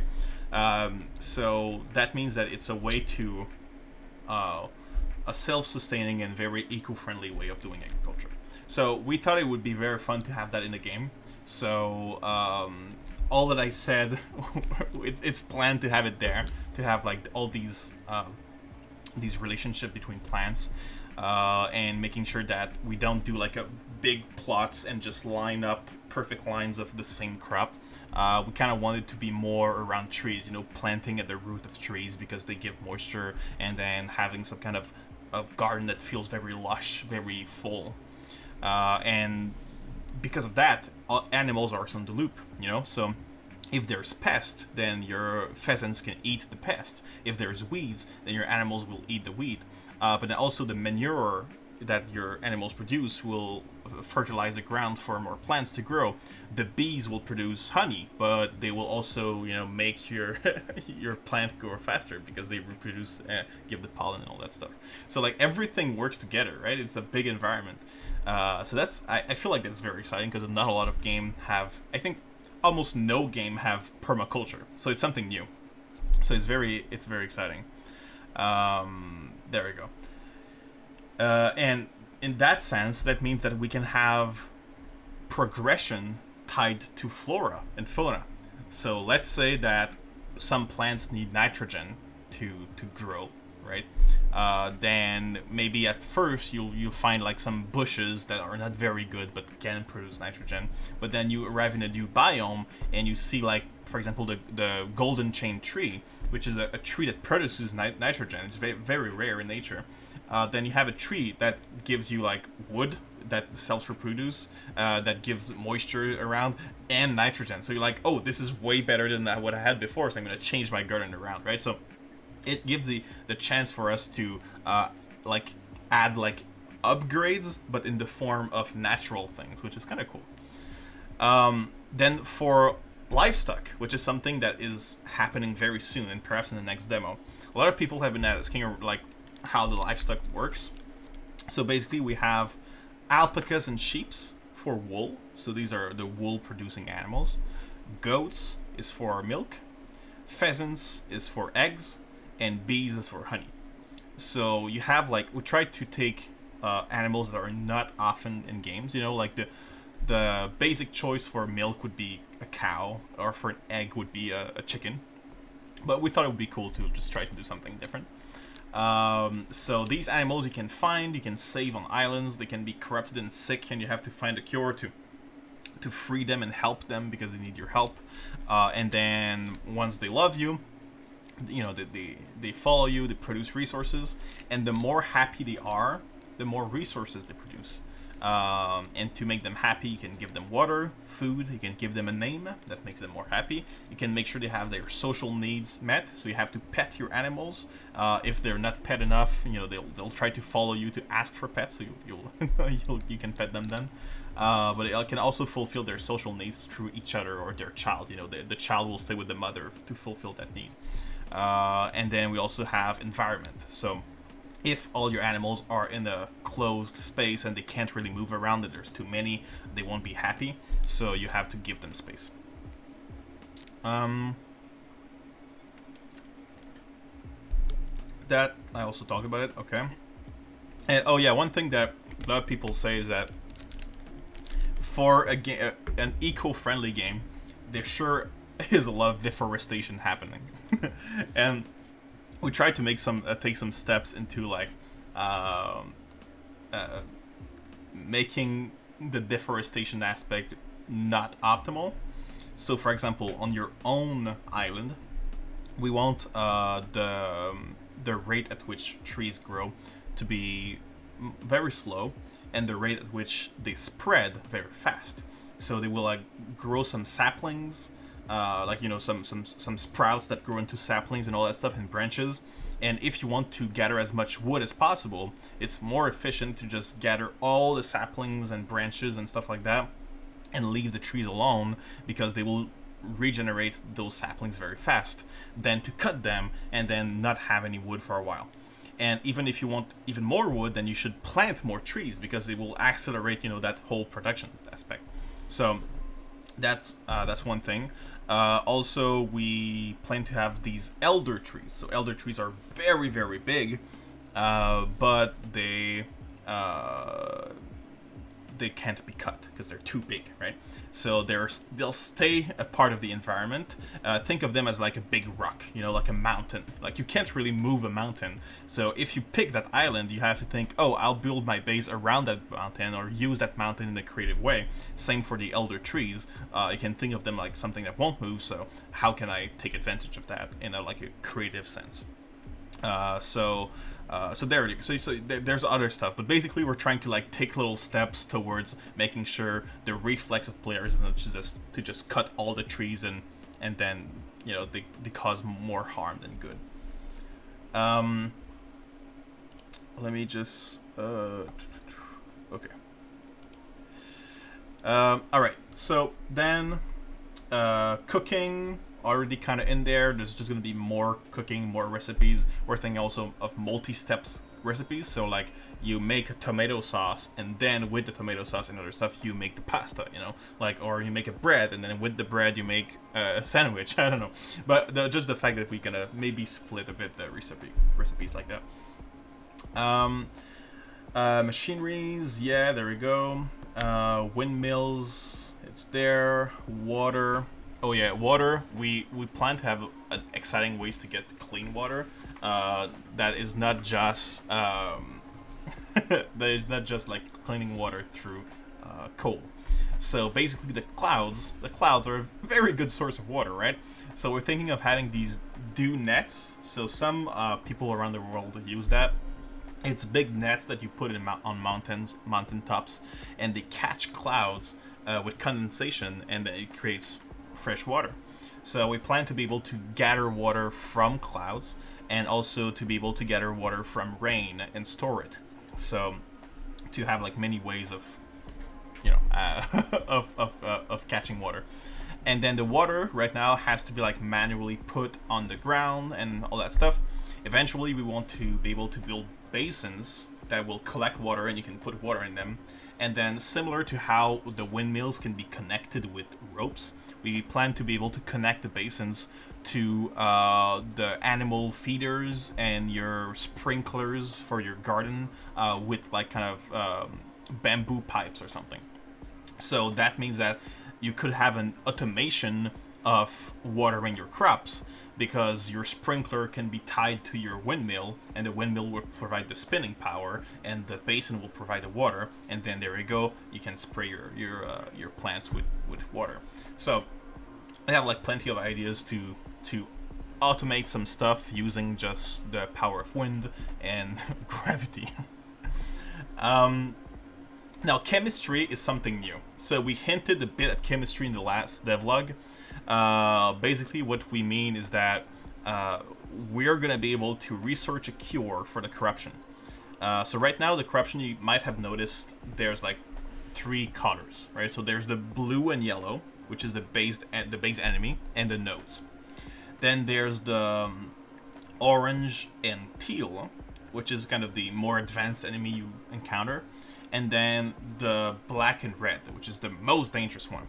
So basically, we divided them into 3 strains, and they're supposed to each have different characteristic and properties and work differently. Right now, none of that is in the game, but the player will have to find like a cure for each strain, and that cure can have many uses. So you can, if you have the bottled cure, you can throw it as like a throwable weapon to splash on the ground and deal a bunch of damage. You can equip it to cleanse cannons to like shoot the bombs manually. You can make filters for a mask filter out of it, the spore mask. So basically, we're gonna have like spore clouds, and the spore mask allows you to breathe through that. And then we can coat a weapon with it. So you can coat the weapon with a cure, and then you deal more damage to that strain. And also some like environmental props and objects are going to be interactable with the cure. So you could open like weird fungi doors to enter a cave or something that is blocked with like a big sheet of fungi, but applying the cure removes the sheet and you can enter, stuff like that. So chemistry basically is finding that cure. So it's a process where you mix a bunch of ingredients together, you get an experimental cure, and you have to coat a weapon with it or like put it in some different like we have a terrarium, so you can grow mushrooms on the tree and test your experiments on those mushrooms and gather the results. But the most fun way would be to engage in combat with your coated weapon.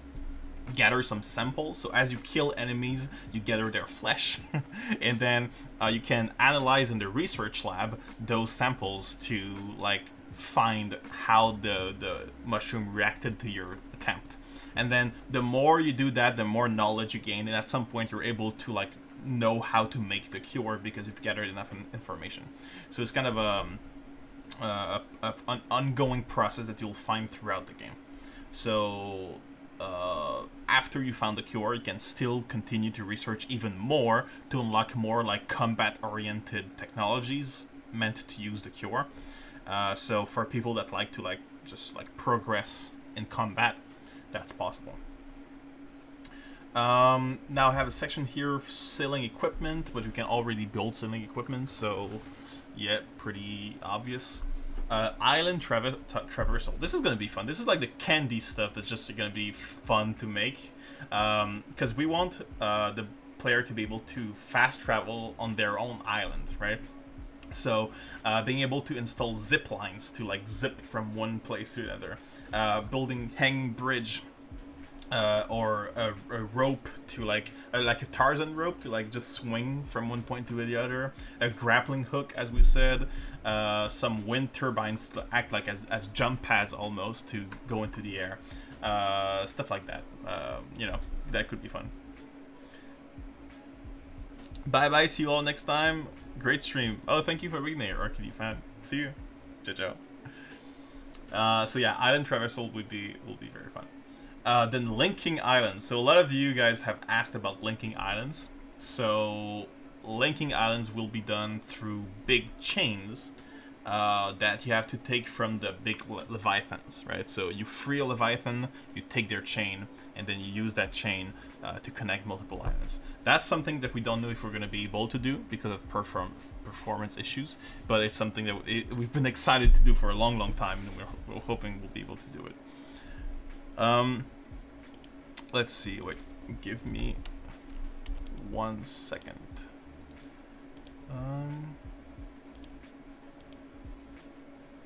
Okay. Cool. So yeah, linking islands, pretty cool stuff. like making kind of a big fleet of islands connected to each other. It sounds like a good time. It's like one of the things that we are asked the most out of every question. Now, I want to talk about customization. So we really want creativity and customization to be a thing. So, like everything that is wood or cloth is gonna be dyeable, if it's a word. So basically, you'll be able to collect flowers for dyes, and then mix those dyes together to create any combination of color you want, and apply those dyes with the paintbrush to change the color of your clothes, change the color of your sails, of your decorations like your banners and flags, change the color of your wood pieces. So, for example, on our banner we have I can even show that to you here. So, like here, you see that the windmill has orange blades because they were dyed orange. The door of the building, the door is painted orange. See? So, like, any color you want on any piece you want or fabric you want is going to be changeable. Is what we aim for. You know, we'll have to see what is possible and what is not. But we really like the idea of like customizing the color of almost anything. And on top of that, we're thinking of maybe being able to change the pattern. You know, like your sail not just being it's an orange sail now, but has like a painted pattern or of some sort on top of that. So that could be fun. All right, I was there. Okay. Now on top of dyes, there have been some talks and discussions about being able to, tag some stuff. You know, so just I think Overwatch has that mechanic where in Overwatch you can just tag walls in every floor or whatever with the custom tag, and we maybe want that to be able to decorate a bit more. And finally, one thing is the shears. So the shears are a tool used to gather the wool from your sheep and alpacas, right? But it has a lot of other creative uses. So you can use the shears to give someone a haircut or change their facial hair or hairstyle. So in multiplayer, I can just come to you and shear you to change a bit your haircut, or I can change my own haircut if I want. And then not only can I change the haircut, but I can also go to any flag or banner or rug and change its shape. So I'm gonna have the simplest choice of like, I'm gonna place a bunch of square banners here, or like a rug here, but I want to change the shape, then I can customize that shape by cutting with the shears. And then you can also do that the same for plants. So you can trim your like hedges and your decorative plants to like have a round plant or square plant, like what do you want? You know, you can shape them around. And then also things like turning pumpkins into jack-o'-lanterns and stuff like that. So a bunch of like creative uses of just using shears to reshape stuff around you would be very fun. Now, one more thing in the home building stuff that I'm really excited about is templates. This is maybe more for the base builders out there. It's maybe not going to be used a lot by, the average player base, but it's something I think is going to be very, very welcome. So templates is made possible with the use of a tool, which is the blueprint item. So you have your pen, you have a blueprint, and then while you hold that, you can select building pieces. So I have multiple modes, so I can drag and drop around my screen and it will select everything I drag and drop over. Or I can just choose to select everything that I can see from my vision when I drag and drop. Or just click individually on stuff, or click and everything that's connected together in the big piece is going to be selected. So we want to make it easy to select a bunch of pieces at once. Once you have selected a bunch of pieces that you want, you can save that into your blueprint, and that's going to be added to your catalog of building pieces. So when you press B and you have this catalog of things, you have your sawmill, windmill, all that stuff, and construction pieces. There's going to be a tag that is custom templates. It's your templates, and it's going to be the whole thing that you selected. So you can, for example, select a very cool custom furniture that you made, like a chair that you invented, or a statue that you invented, or like even like just a small shack or house. And then you can copy paste it, because when you select it from the catalog, that template, you can place it in the environment, and it's gonna appear as frames, right? So it's not gonna cost a lot. It's gonna cost 1 wood per piece because it's frames, and then you can hit it with your hammer to build it as you gather the resources. That's very useful if you want to move houses too. You can select your whole house, or each building individually. Like, that's my house, that's my like workshop, and then move to your new island and just build it. Right? That's the frame. I'm just gonna have to rebuild it there. That's very useful. But one thing even more is that we want to make it easy to share that template to the Steam Workshop. So when you visit the Steam Workshop, you can find bases and furniture and new constructions that other players made. Download them to your templates in game.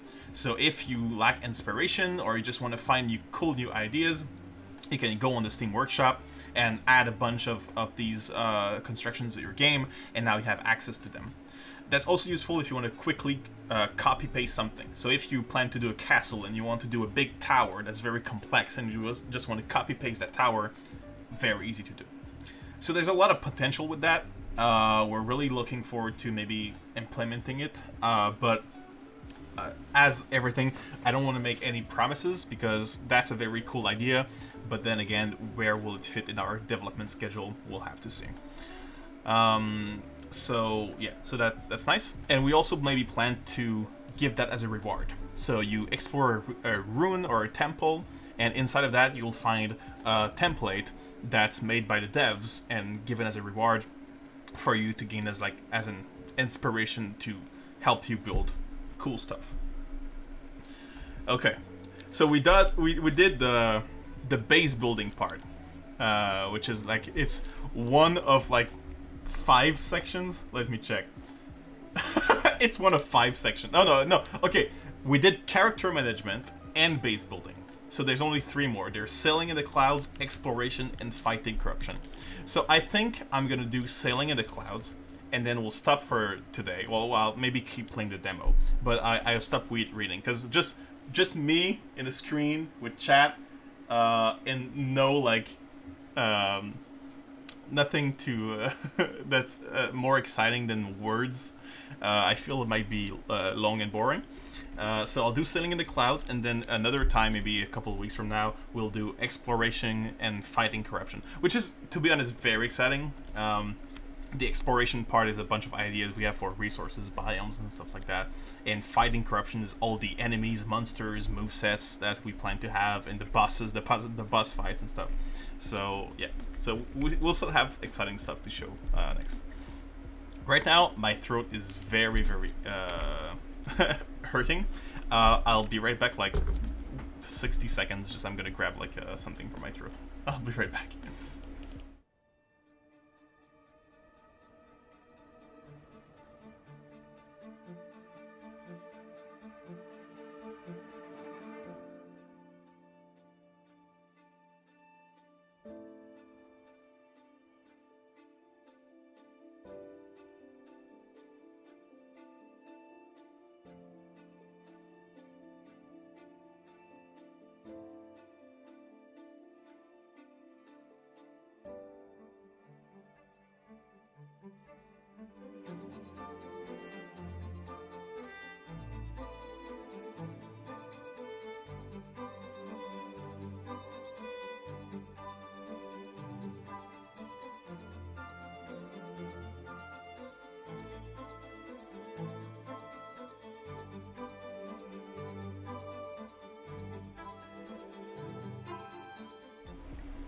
All right, I'm back. I picked up a Hall's. How do you call them? In French, it's pastille. Just a little candy that's meant to soothe your throat. Damn, you have so much planned. It's impressive and also worrying. I will sink hours into it. Yeah. Yeah, we do have a lot planned. It's a big game. It's hard to explain when you talk to publishers or like people interested in the game. You're like, okay, so what's the game? Oh, it's that idea, okay? And then they keep asking questions, and there's more to say, and I'm like, that like we won't be able to tell you everything. Like it would take hours. It's a big game. Like just me talking to you, like talking through the document, just the overview of what it is, is very long. Okay, so let's do sailing and then let's play some more. So sailing, I should be able to find the page. Sailing. It's here. Okay. Yeah. So sailing. Right now, it's pretty sad because you can't sail every island, and we do want eventually to have the bigger islands as saleable islands, right? We want to optimize the game enough to be able to do that.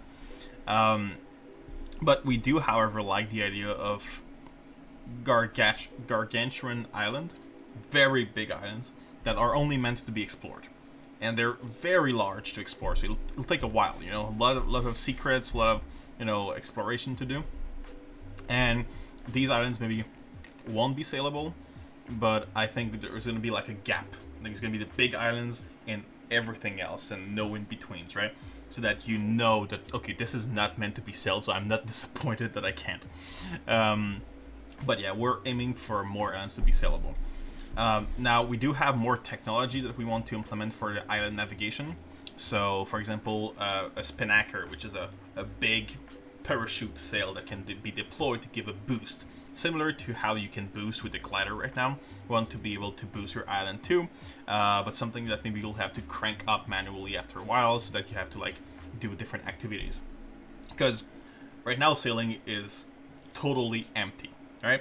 So there's nothing to do. You go behind the helm, you aim towards an island, and that's it. But we are talking this week, actually, about all the different things that would make it so much fun. And a lot of them were already planned, but it's starting to be clearer, like, how engaging we want it to be. And the answer is very. So, we have a bunch of challenges, and also opportunities. I have a lot of trouble saying that word. Opportunities. I don't know how to pronounce the T's. In French, it's opportunité. Opportunities. Something like that. So we want cool stuff and also dangerous stuff to exist within the world while you sail. So yeah, the spinnaker, for example, that gives you a boost. That's going to be useful to avoid some dangers, to take advantage of some like wind waves that pushes you. There's like a lot of different aspects in which it's going to be used, but just know we're thinking about adding that. Also oars and fins, like a bunch of different ways to just use the power of the wind through windmills and make something automatically move the island, because that can be used against the wind. So right now going against the wind is very painful, but we want to give first we want to change that. We want to make it less painful to sail against the wind, but also we want to give the technologies to just move directly against it at high speeds, so that's going to be possible too. And we do want like smaller islands and bigger islands to have different gameplay, like the smaller ones being very much more nimble and agile, and the big ones being like slower but also very much stronger. Now there are multiple tiers of cloth, so you may have already noticed that we have leaf and then linen, but the final game is actually going to be a different order. So it's going to be leaf, then wool, so that's where the alpacas and sheep come in, then linen, and then cotton. So cotton is going to be the last one that's like very hard to reach and obtain. And so each of these sailcloth materials have different properties, but they're also slightly better than the one before. So we're hoping that like these different sailcloth will be able to upgrade other things in the game too. So your glider can be upgraded. The glider can be of these tiers too. Your bed as well. upgrading your bed is kind of weird, but because we have a dream mechanic, better bed means better dreams and also more control over your dreams. And then finally, you have a bunch of decorations, right? So each new sailcloth means a bunch of new decorations that's possible because we change the style of each decoration depending on the tier of the cloth. Now, for the activities, for the things you can do and engage with while sailing. So right now, the answer is nothing. Eventually, we want a bunch of stuff. So, for example, there are some that are more active, like the player doing something to make the ship, the island, go faster. So spinnaker is one, like deploying the spinnaker to have a boost and then going to crank it back and going back to the helm. But also, we plan to have wind currents. So imagine it as like a twisting tunnel of wind that goes very, very fast. You know, if you're inside, like thrice the speed, but you have to stay inside. So you have like to manipulate your island to stay inside. Gives you a big boost. So that's like one way of like engaging with the environment to go faster. Then we have boulders and rocks. So we plan to have like some kind of asteroid fields. You know, like it's just big boulders and rocks scattered around in the area, and we want that to be a fun thing, but also dangerous. So the smaller boulders can be shot with artillery weapons, like the siege weapons, right?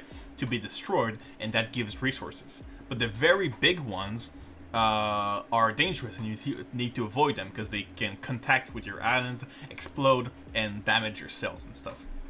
So we think it's fun to have like rewards mixed with danger, so that there's never like a danger without a reward, because then there's like a reason to want to engage with that. So that's something that you can encounter while sailing. We also have plans for lonely islands.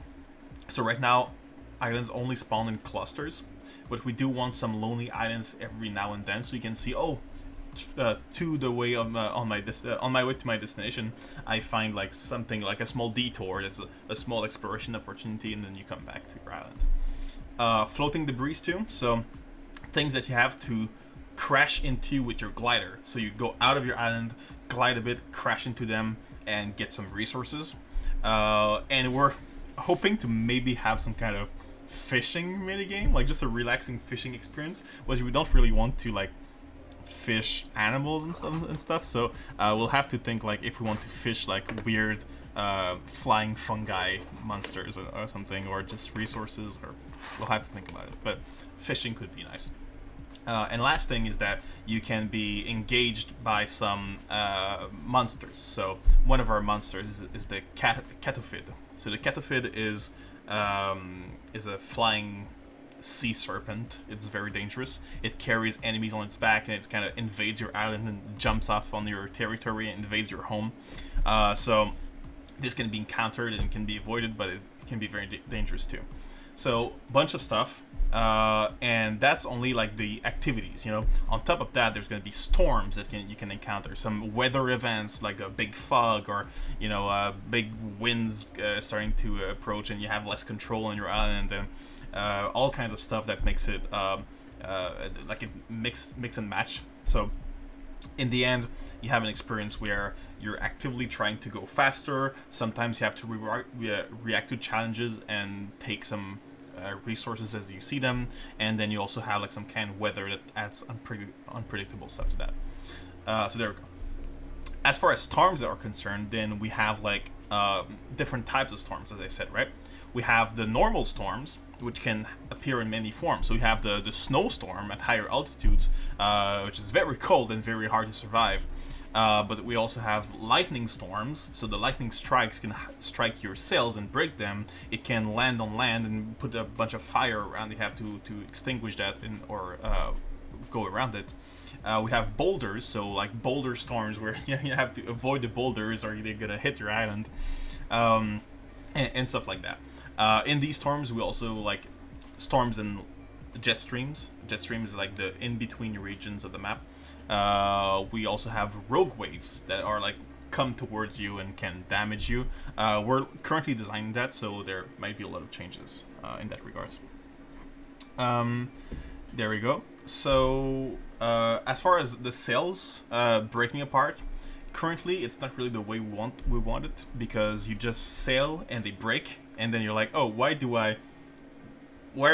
my sails break for like no mistake on my end, right? They just break, and I have to invest resources, and it feels kind of bad. So we plan to have the sails breaking as like a small punishment, a consequence of not like of engaging in challenges and failing, right? So you engage in a challenge, you know there's going to be boulders, or you realize there's boulders, and you fail at avoiding them, for example. When there's a bunch of lightnings and you don't have a lightning rod, then you're going to lose sails by the damage that's dealt on your island. And if you lose too much sails, then your helm, you won't be able to control it anymore, because your sails out there that's connected to the helm are going crazy. So you can't control it, so you have to go repair them. And we want that to be way more fun than right now. So instead of just like smacking with your hammer once, we maybe want like a small mini game of like raising the mast up, repairing the sail, and then attaching the ropes back on the ground, like kind of an event that feels dramatic and fun to engage with. It would be impossible to get bored with so many events.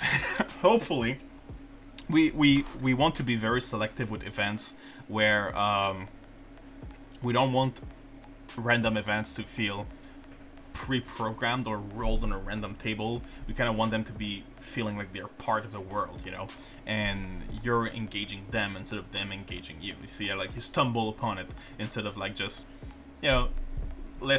we throw a random event at you. So hopefully will be fun and to replay them as well.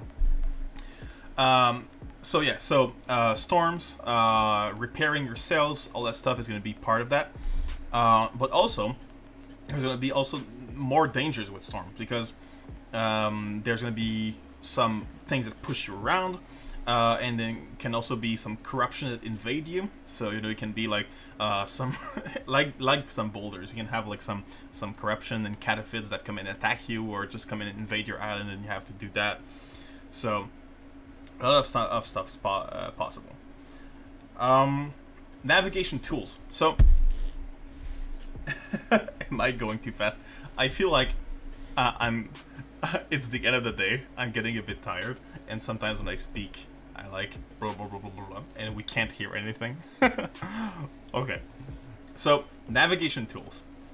So we are working on more ways to know where the wind is coming from and how to like feel like you're in the wind. VFX sounds, all that stuff. There's also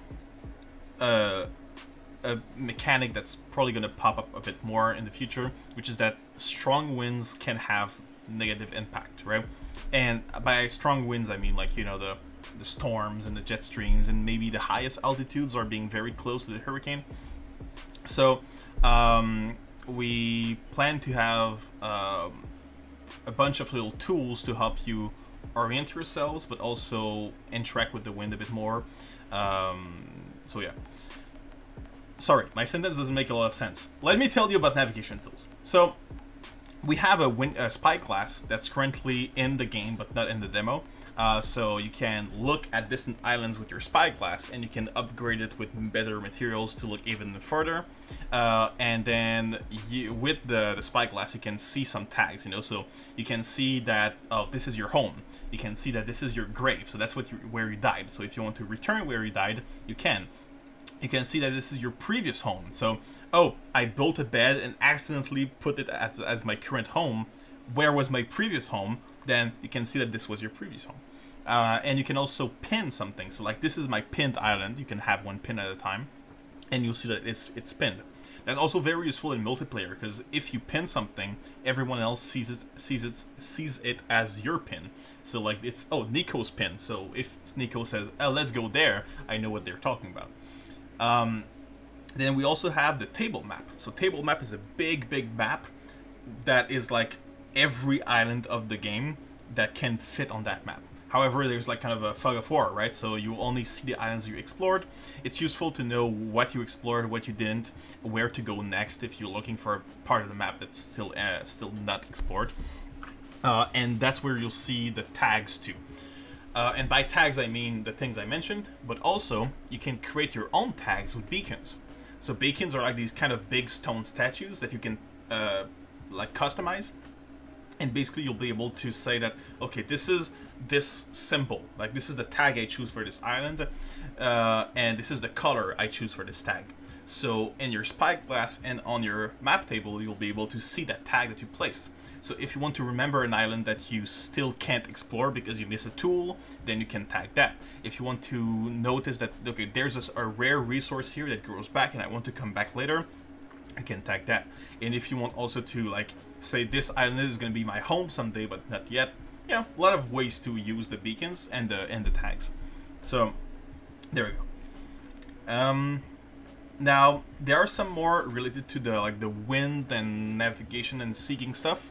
So a storm chaser is something that you can build, fill with some resources, and it basically creates smoke, creates steam. So the steam, however, will go towards the nearest depression in the air. So it's gonna go towards the nearest storm. So if you're looking to go into a storm to do some glass forging or maybe gather some resource or maybe water, then you can activate the storm chaser. It's gonna put smoke towards the storm, and now you can chase the storm. The animizos are like a compass, but instead of pointing north, they point towards the eye of the hurricane. So you always know where you are in comparison to the hurricane, like where the hurricane is, and that's like your compass, right? How you orient yourselves.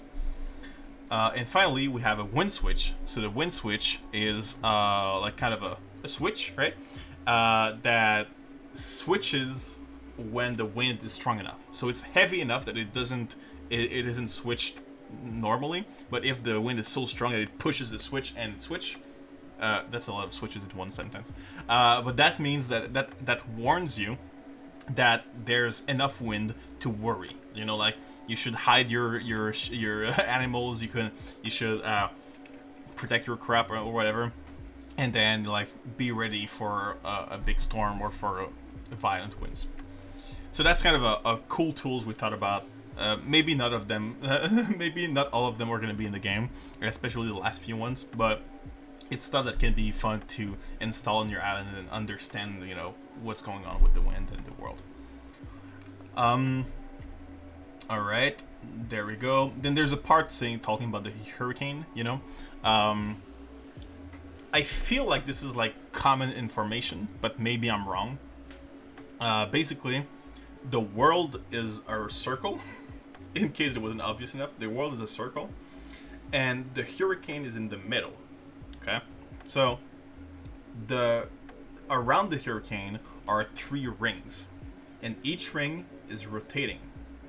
Okay, in a different direction. So one is clockwise, counterclockwise, and clockwise again.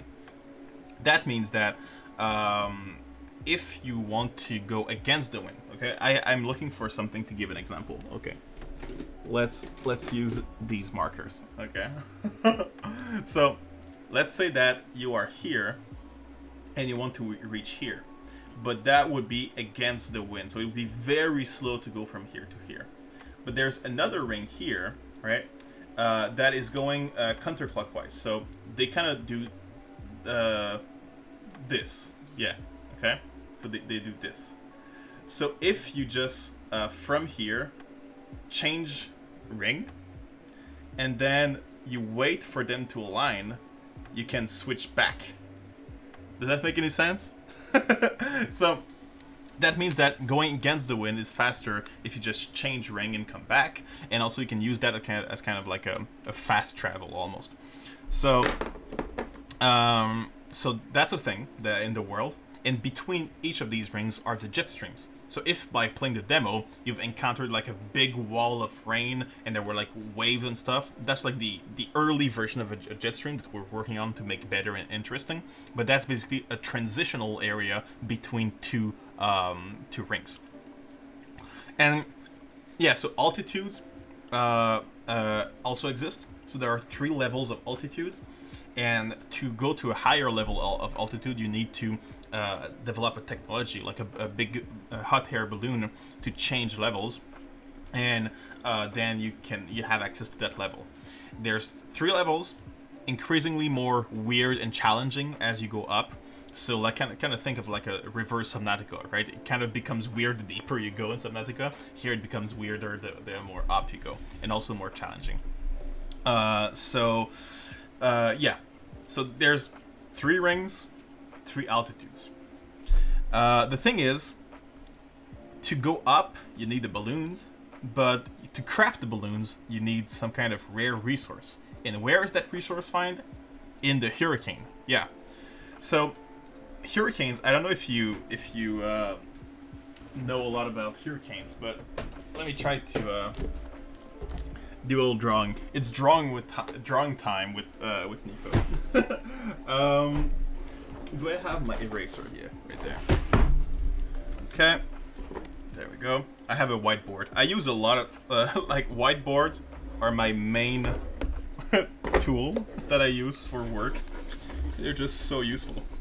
Okay. All right. So hopefully you see that. Yeah. Okay. Art time. Yay. Okay. I'm like a crazy person doing trying to explain something with links on the board. Okay. So. Oh my god, my pen is screeching. Okay. So that's a hurricane, okay? So basically, here you have the eye of the hurricane. Oh, it's very hard to... It's reversed. Okay, so this section here is the eye of the hurricane. That's where it's very, very calm, right?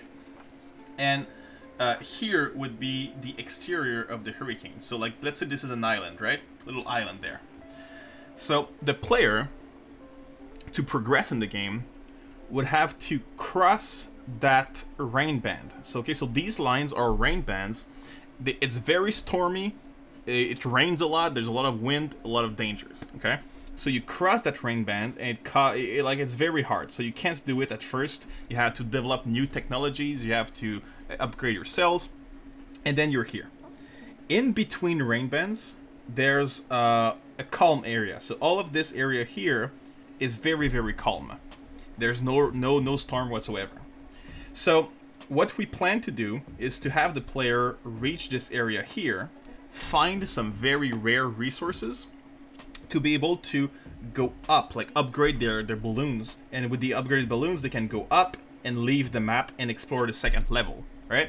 But they can't yet cross the other rain band because this rain band right here is much, much more dangerous. So there would be some kind of new threat that they can't cross yet. So basically, first time you go, you cross this, then find something to go up. Second time you go, you cross this, and then go up. And last time you go, you cross this, and you're in the eye. So if you attempted to cross the hurricane yet, you may have noticed that there's 3 walls.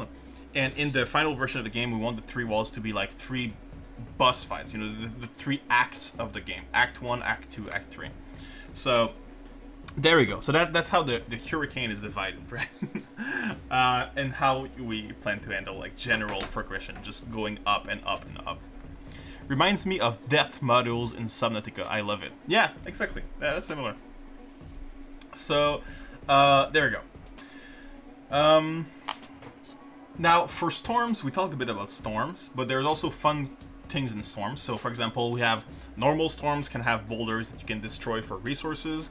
Waters can also give you storms can also give you water, and the kind of weird spore clouds, like the spore storms, can have kind of fungi boulders that you can destroy to get samples, to get some research and knowledge in that strain, to advance the cure, right?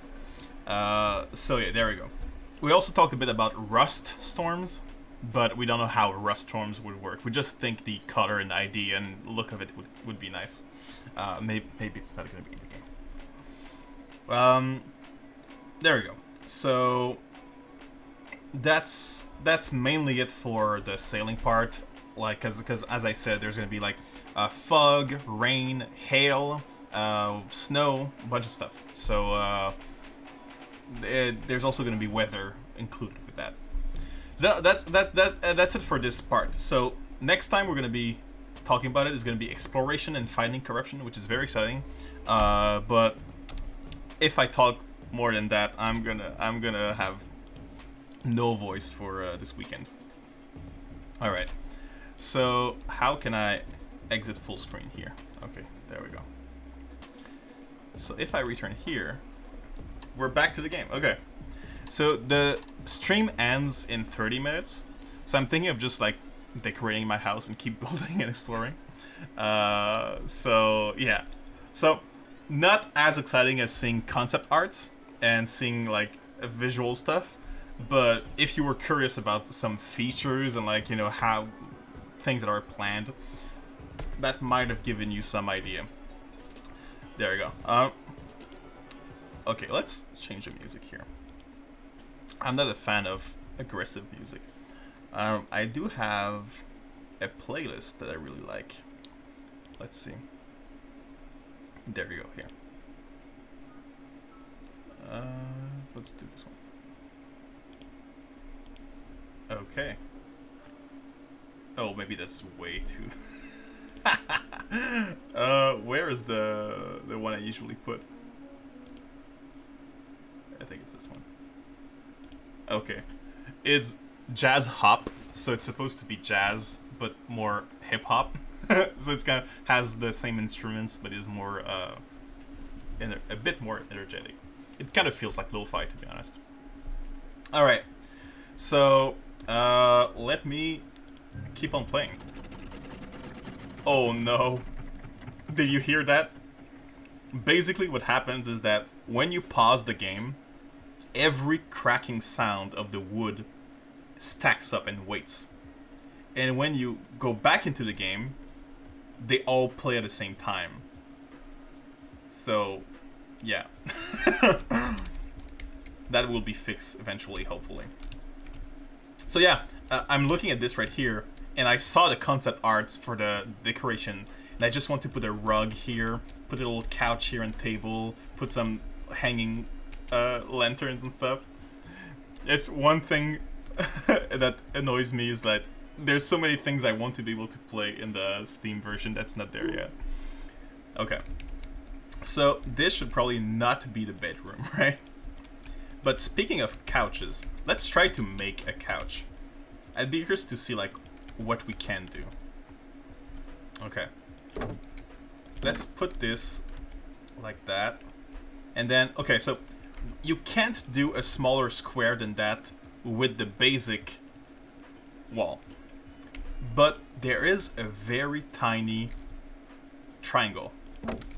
And so what you can do is use that tiny triangle like that, and then put the other tiny triangle on top, and there you have it. Very tiny squares. That can be useful. Now I'm thinking of maybe... Can I have... Oh yeah, there we go. Okay. So I will maybe have it like this. Oops. So I'm gonna make a grass couch. Okay. Like this, this, and this. And then, is there a very small triangular? No, there's not. Okay, okay. It's okay. So let's attempt number 2 at making this part. Okay, here, here, like that. Okay, and then smallest one.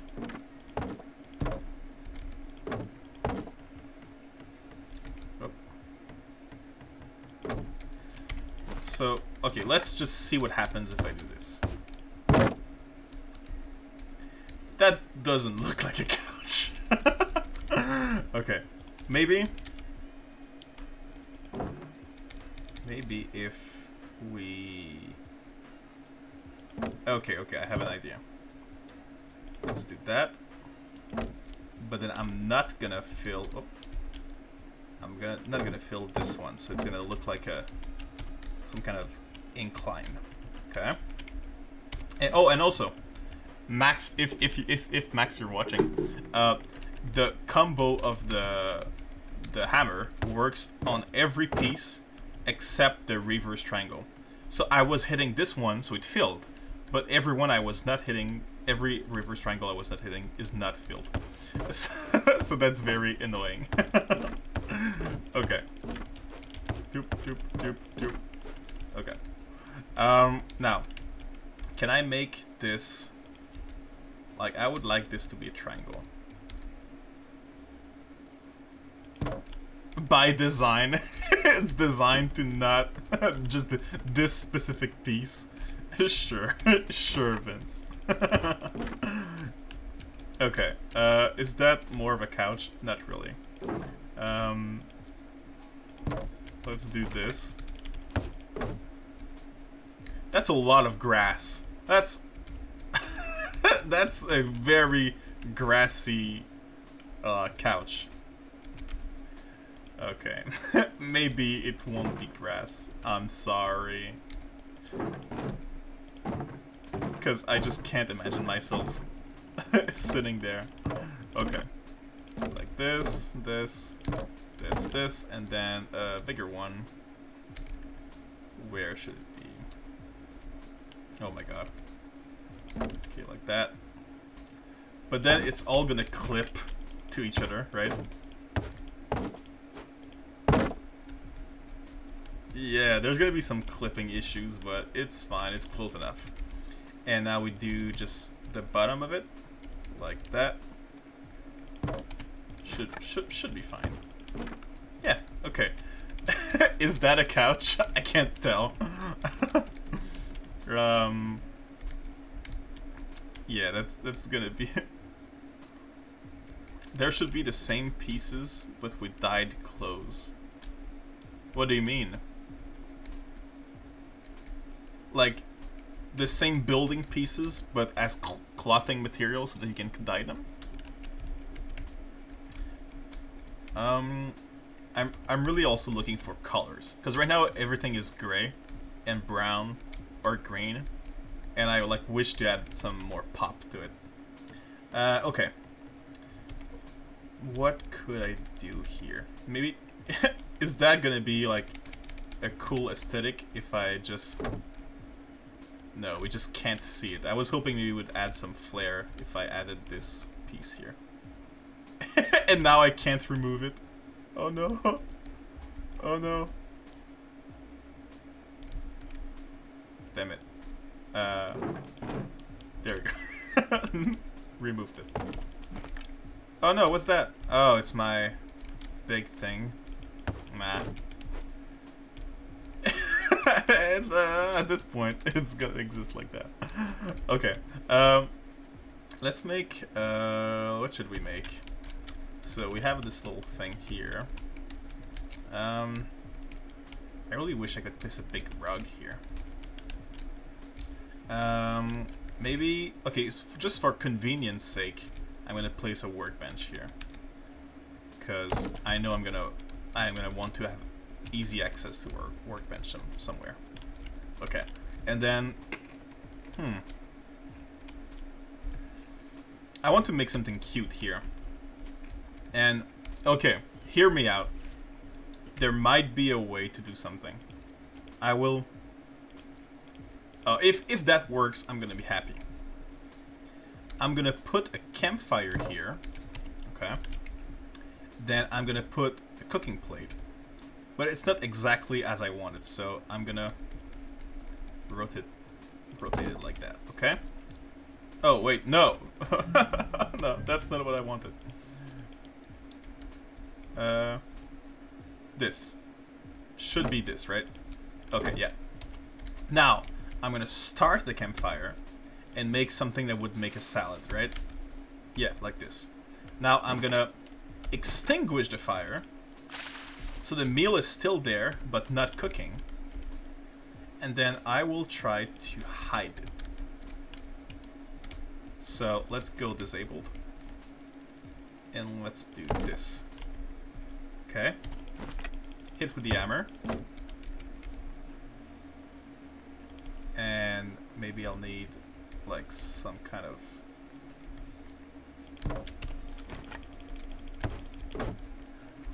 Okay. I think it's working.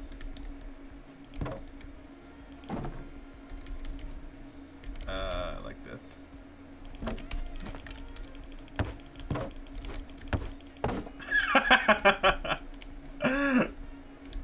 Okay. It's almost working. It's almost working. Can I... It would need to be a bit higher though, right? Just for it to be like at eating level. So let me try that again. So destroy. I want that to be a bit higher, so I will maybe place one like that just to be able to... Oh no. Ah! What did I do? Okay, there we go. So we'll place some kind of... I don't know what I could place. Maybe this? Yeah, this could be fine. Okay. So, disabled. Place that here. Now, if I build a campfire, I should be able to place it on top. Right? Oh, it's too far. Okay. Here. Campfire. Too far this time. Okay. This? Would that work? Perfect! Okay. So, rotate. Like that. Huh. I'll find a way to... I can just place down a head here. Or... yeah, a couple of heads. No one will know. No one has to know. Okay. Now my cooking plate. Like that. Whoop. Automatic. Oh no! I made a mistake. Oh. I keep making mistakes. It's so hard to have it exactly where I want it. Here, maybe? Okay, now campfire. What would that look like? That's way too much! Oh, I get it. Because the first time it was on the ground, so we didn't have the rounded stone. So now we need to have the rounded stone. Okay. Maybe I have an idea though. Okay, so we place it here. Something like that. That works. Then this. Okay. Cooking plate. I'd say perfect, but it's not really. That's gonna be fine. I just want to start the fire. Oh, start the fire. Okay. Oh my god. Oh, I should use that sometimes. Putting a fire under something just to make it look like it's burning, because that is ominous. Like the smiling faces just burning. I feel like I'm like doing a summoning of Satan or something. Okay, so let me see if I can cut the link to like that, and then like that. Okay. Cooking. Let's cook a soup this time. Okay. Oh, the soup clips through. Both the burning faces. Yes, I will. My master, I've accomplished the task. I've built the couch. Are you pleased with my couch, sir? Please. It's made with love. There we go. Okay. I did my bidding. Okay. So that's done. I need to extinguish the fire now.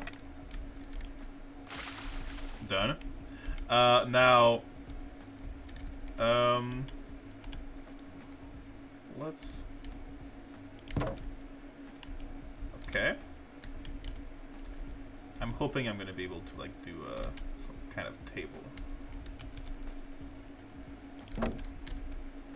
Yeah. Yeah. Okay.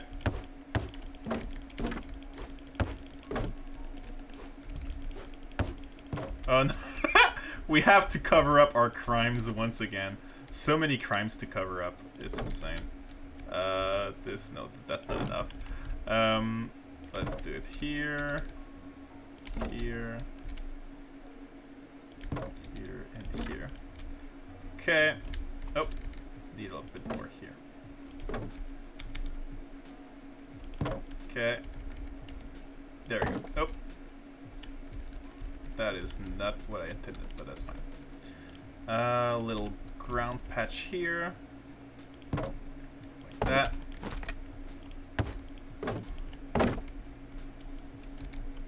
Awesome. So, that's cute, isn't it? We have our little cooking plate with the meal. I think that's cool. Okay. And then maybe we'll have some kind of... It is working pretty well, yeah. We should have some lighting. Oh.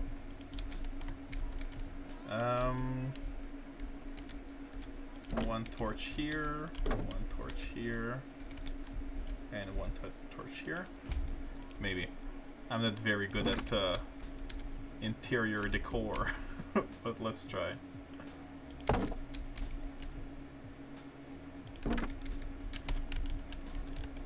Alright, so a little cozy place. We have the little faces here to hide the campfire. We have the little table. Let's make a chair, shall we? Okay. Chair. Do I remember how to make a chair? I'm pretty sure I do. So it's this. Oh. Then it's... I think the small wall? No, that can't be. That's way too big. I made some chairs for the publisher safe, but I don't recall how I did them. So maybe this. Oh yeah, surely that's it, right? And then the triangles. Yes. Okay, there we go. So triangles. More triangles. Oh, this one. Okay. And now even more triangles.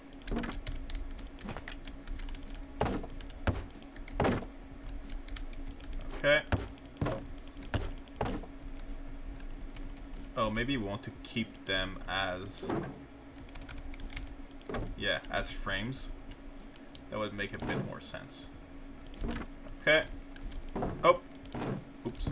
Destroyed my foundation. It's the wrong side. Okay. Alright, so we have a little dining table right here. I wish I was able to, like, sleep on that. Not sleep, but sit on that. Because there's a sitting animation, right? Like if you just go to the side of something. Whoops. And then you lay down. Then instead, you will sit. So I wish I was able to sit on the chair here. Okay. Cool. That's done. Do we need more interior decor? I feel like we should maybe put like a chandelier or something. Because I know some people use that right here to build like, you know, like poles or something. So there's no snap point at the top, so I can't snap it from the top here. So I can only try to aim for the middle, which would be... it would be the middle of this one too, right? So if instead of that... oh! I keep destroying everything. Manual, there we go. So if instead of that we have this, then surely I can attach them. Oh my god. I don't know why, but I love, like, finding the weirdest ways of using the pieces. Okay. Once we're gonna have the beams and planks, it's gonna be so easy. I could have done all of that just with the beams. Okay. Like that. Does that look straight? No, this one is definitely not. Okay. Okay, more stairs. Gotcha. Okay. More stairs. Okay.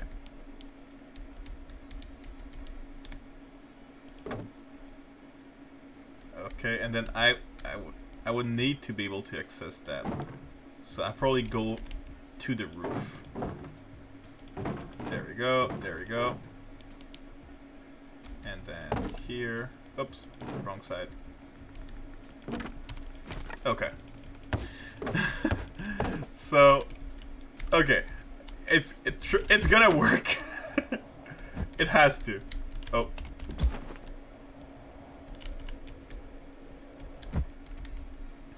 So we take it, we complete the build. No, disabled, like that. Okay. Now, manual.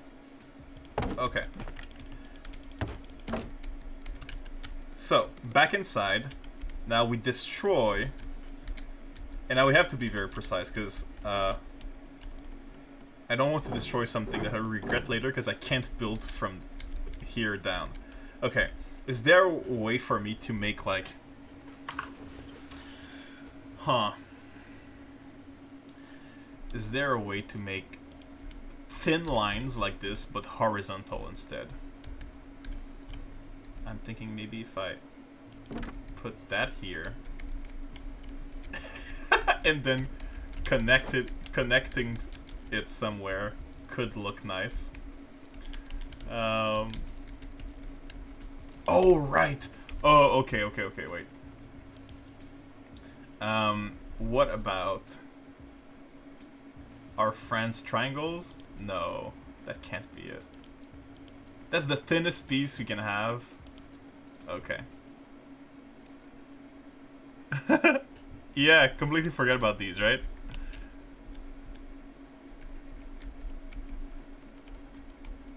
Oh, the glass house in the back. This.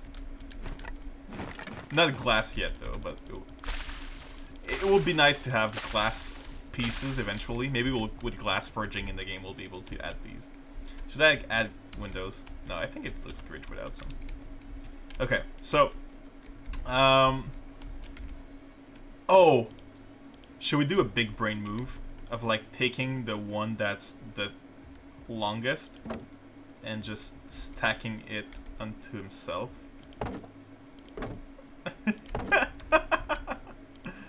It's never gonna work. Oh, but it could work. Okay, hear me out.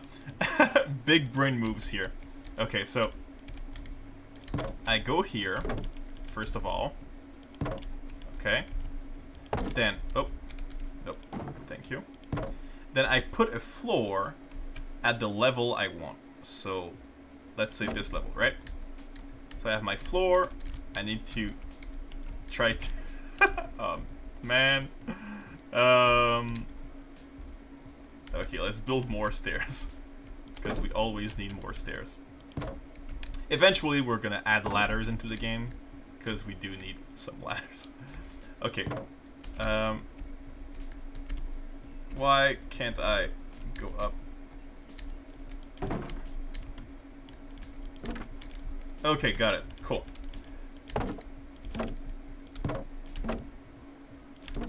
So, from here, because we have the floor, we can actually place these. Which one is the longest? I don't know, it doesn't really matter. So we can place these in a line.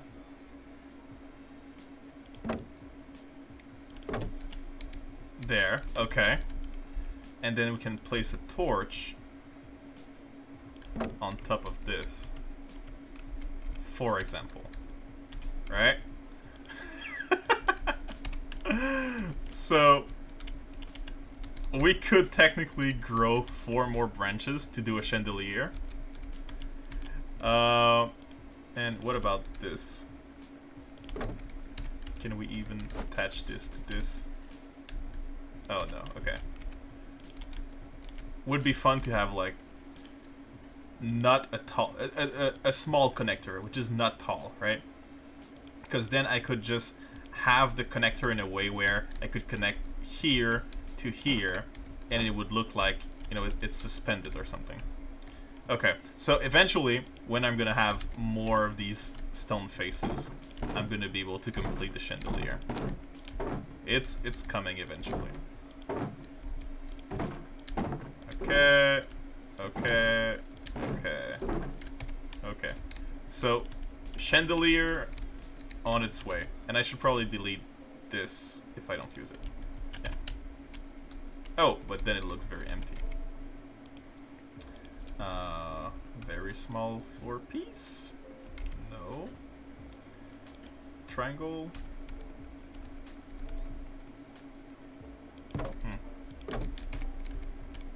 Something like that. Okay. Hiya, Nico and team. How are you all doing? Pretty good. Thank you so much. Building Hogwarts with the moving staircase. Yeah, that's pretty much what was happening, right? Yes, and how are you, Matrix Imperial? Hope you're doing well. Alright, so this is like a good amount of decoration for now for this place. I really hoped we had like some piece to do that. Well, we have the beams that is coming, so that will take care of it. Oh, damn, that's growing fast. Okay. Oh, potatoes are ready. Damn. Let's plant some more. Okay. What time is it? 51. Okay. So 9 minutes until we end the stream. My throat is really looking forward to it. It's been very painful.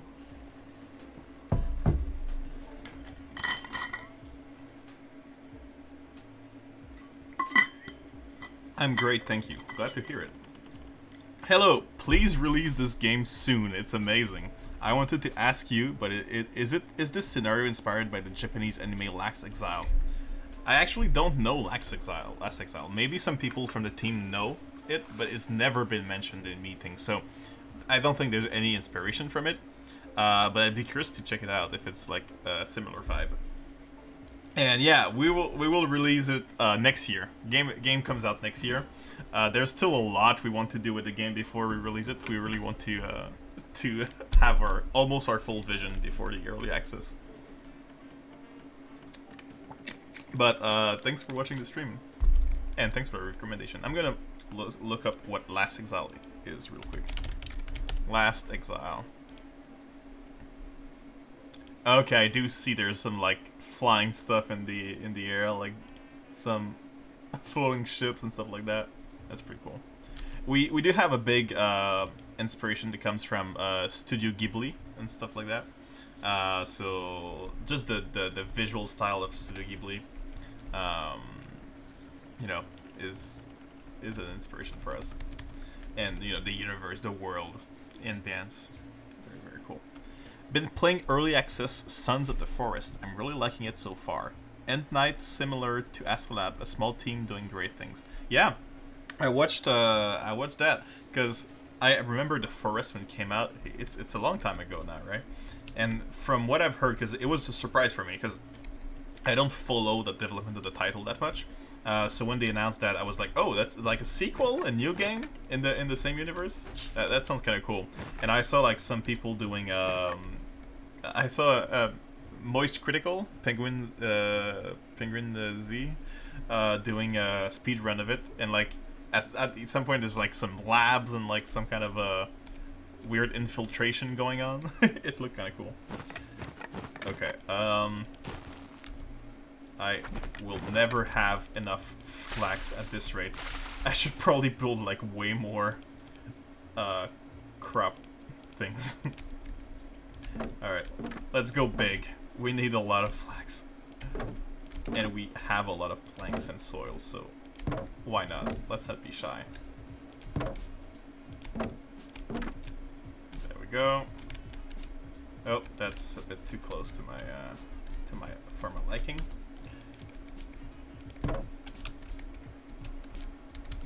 Let's do something that looks good, right? Rounded corners. Oh.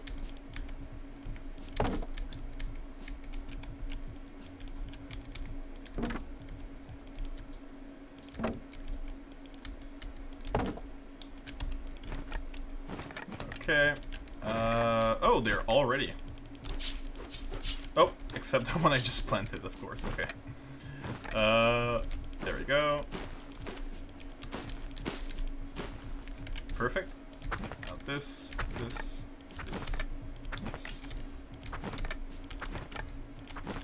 At this point, I should probably just equip it. There we go. There we go, much faster. Okay, and then we water them.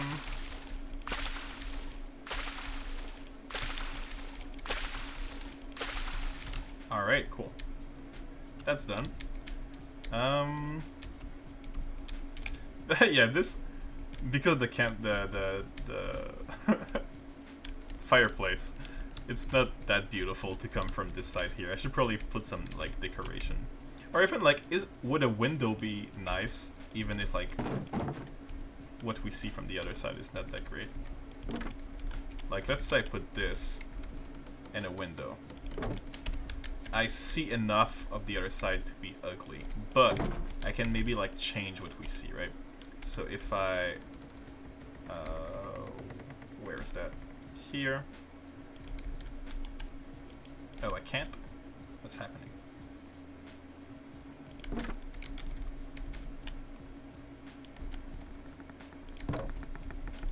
Okay.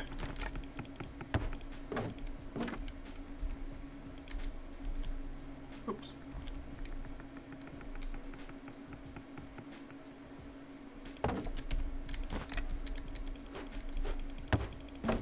Alright, and here.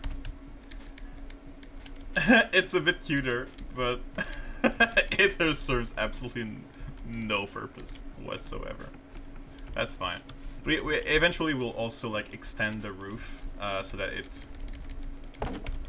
there's like an overhang, because I do love some overhangs. But until I'm finished with the house, it's something that will move a lot, so I won't do it. Okay, that's done. How are the plants here doing? Pretty good, actually. I think my thing of like rain watering them kind of works, because I don't remember watering them that much for this one. Okay. Cool. So I'll probably end there. Got my garden a bit more, a bit bigger. Got my indoor garden for meals, and my little kitchen and slash resting area. Can I sit down here? No. Here. Oh, because I think it's not high enough, and because it's not high enough, my feet would be through the ground. Gotcha. Okay. Cool. So yeah, so I'll be done for this week. Next week, maybe I'll invite someone from the team, because I think those are fun, like to look at the work of everyone and just talk with them. So who knows who it will be. There's a lot of people that could come. Kenzie should also come eventually back to show more of the concept art, because that's very cool to see. So yeah, thanks a lot, guys, for being part of the stream. Could you give an indicative release date? So we're aiming for early 2024. I am a bit more pessimistic, so I'm thinking more early or late 2024. But we're aiming for early 2024 as like an early access release. Then we're probably gonna have to work 1, 2, or 3 years before like saying that that's the 1.0 release. You know, that's the full release. So yeah, it's hard to say because things change a lot. But as of now, it's for early next year, 2024. That is. Yeah. All right. I'll return to just chatting. Thanks a lot, guys. was really fun. I like streaming. I didn't think I'd like it because it was a first for me a few weeks ago. So I'm glad I'm able to do this again. Hopefully I'll be there next week again, Friday, same time. I hope it's a good time for everyone. I used to do it at the first time I did it was at 6 p.m. to 9 p.m. my time, but it was like midnight for some people. So hopefully this is a good timing for everyone. Thank you and congratulations for what you have created. Thank you so much. It's very kind. I'm very, very excited to show it to everyone. Thank you for the stream and all those info. Yeah, for sure. So have a great night, everyone. Thanks again for coming by, and see you next week. Ciao, ciao. And there you go.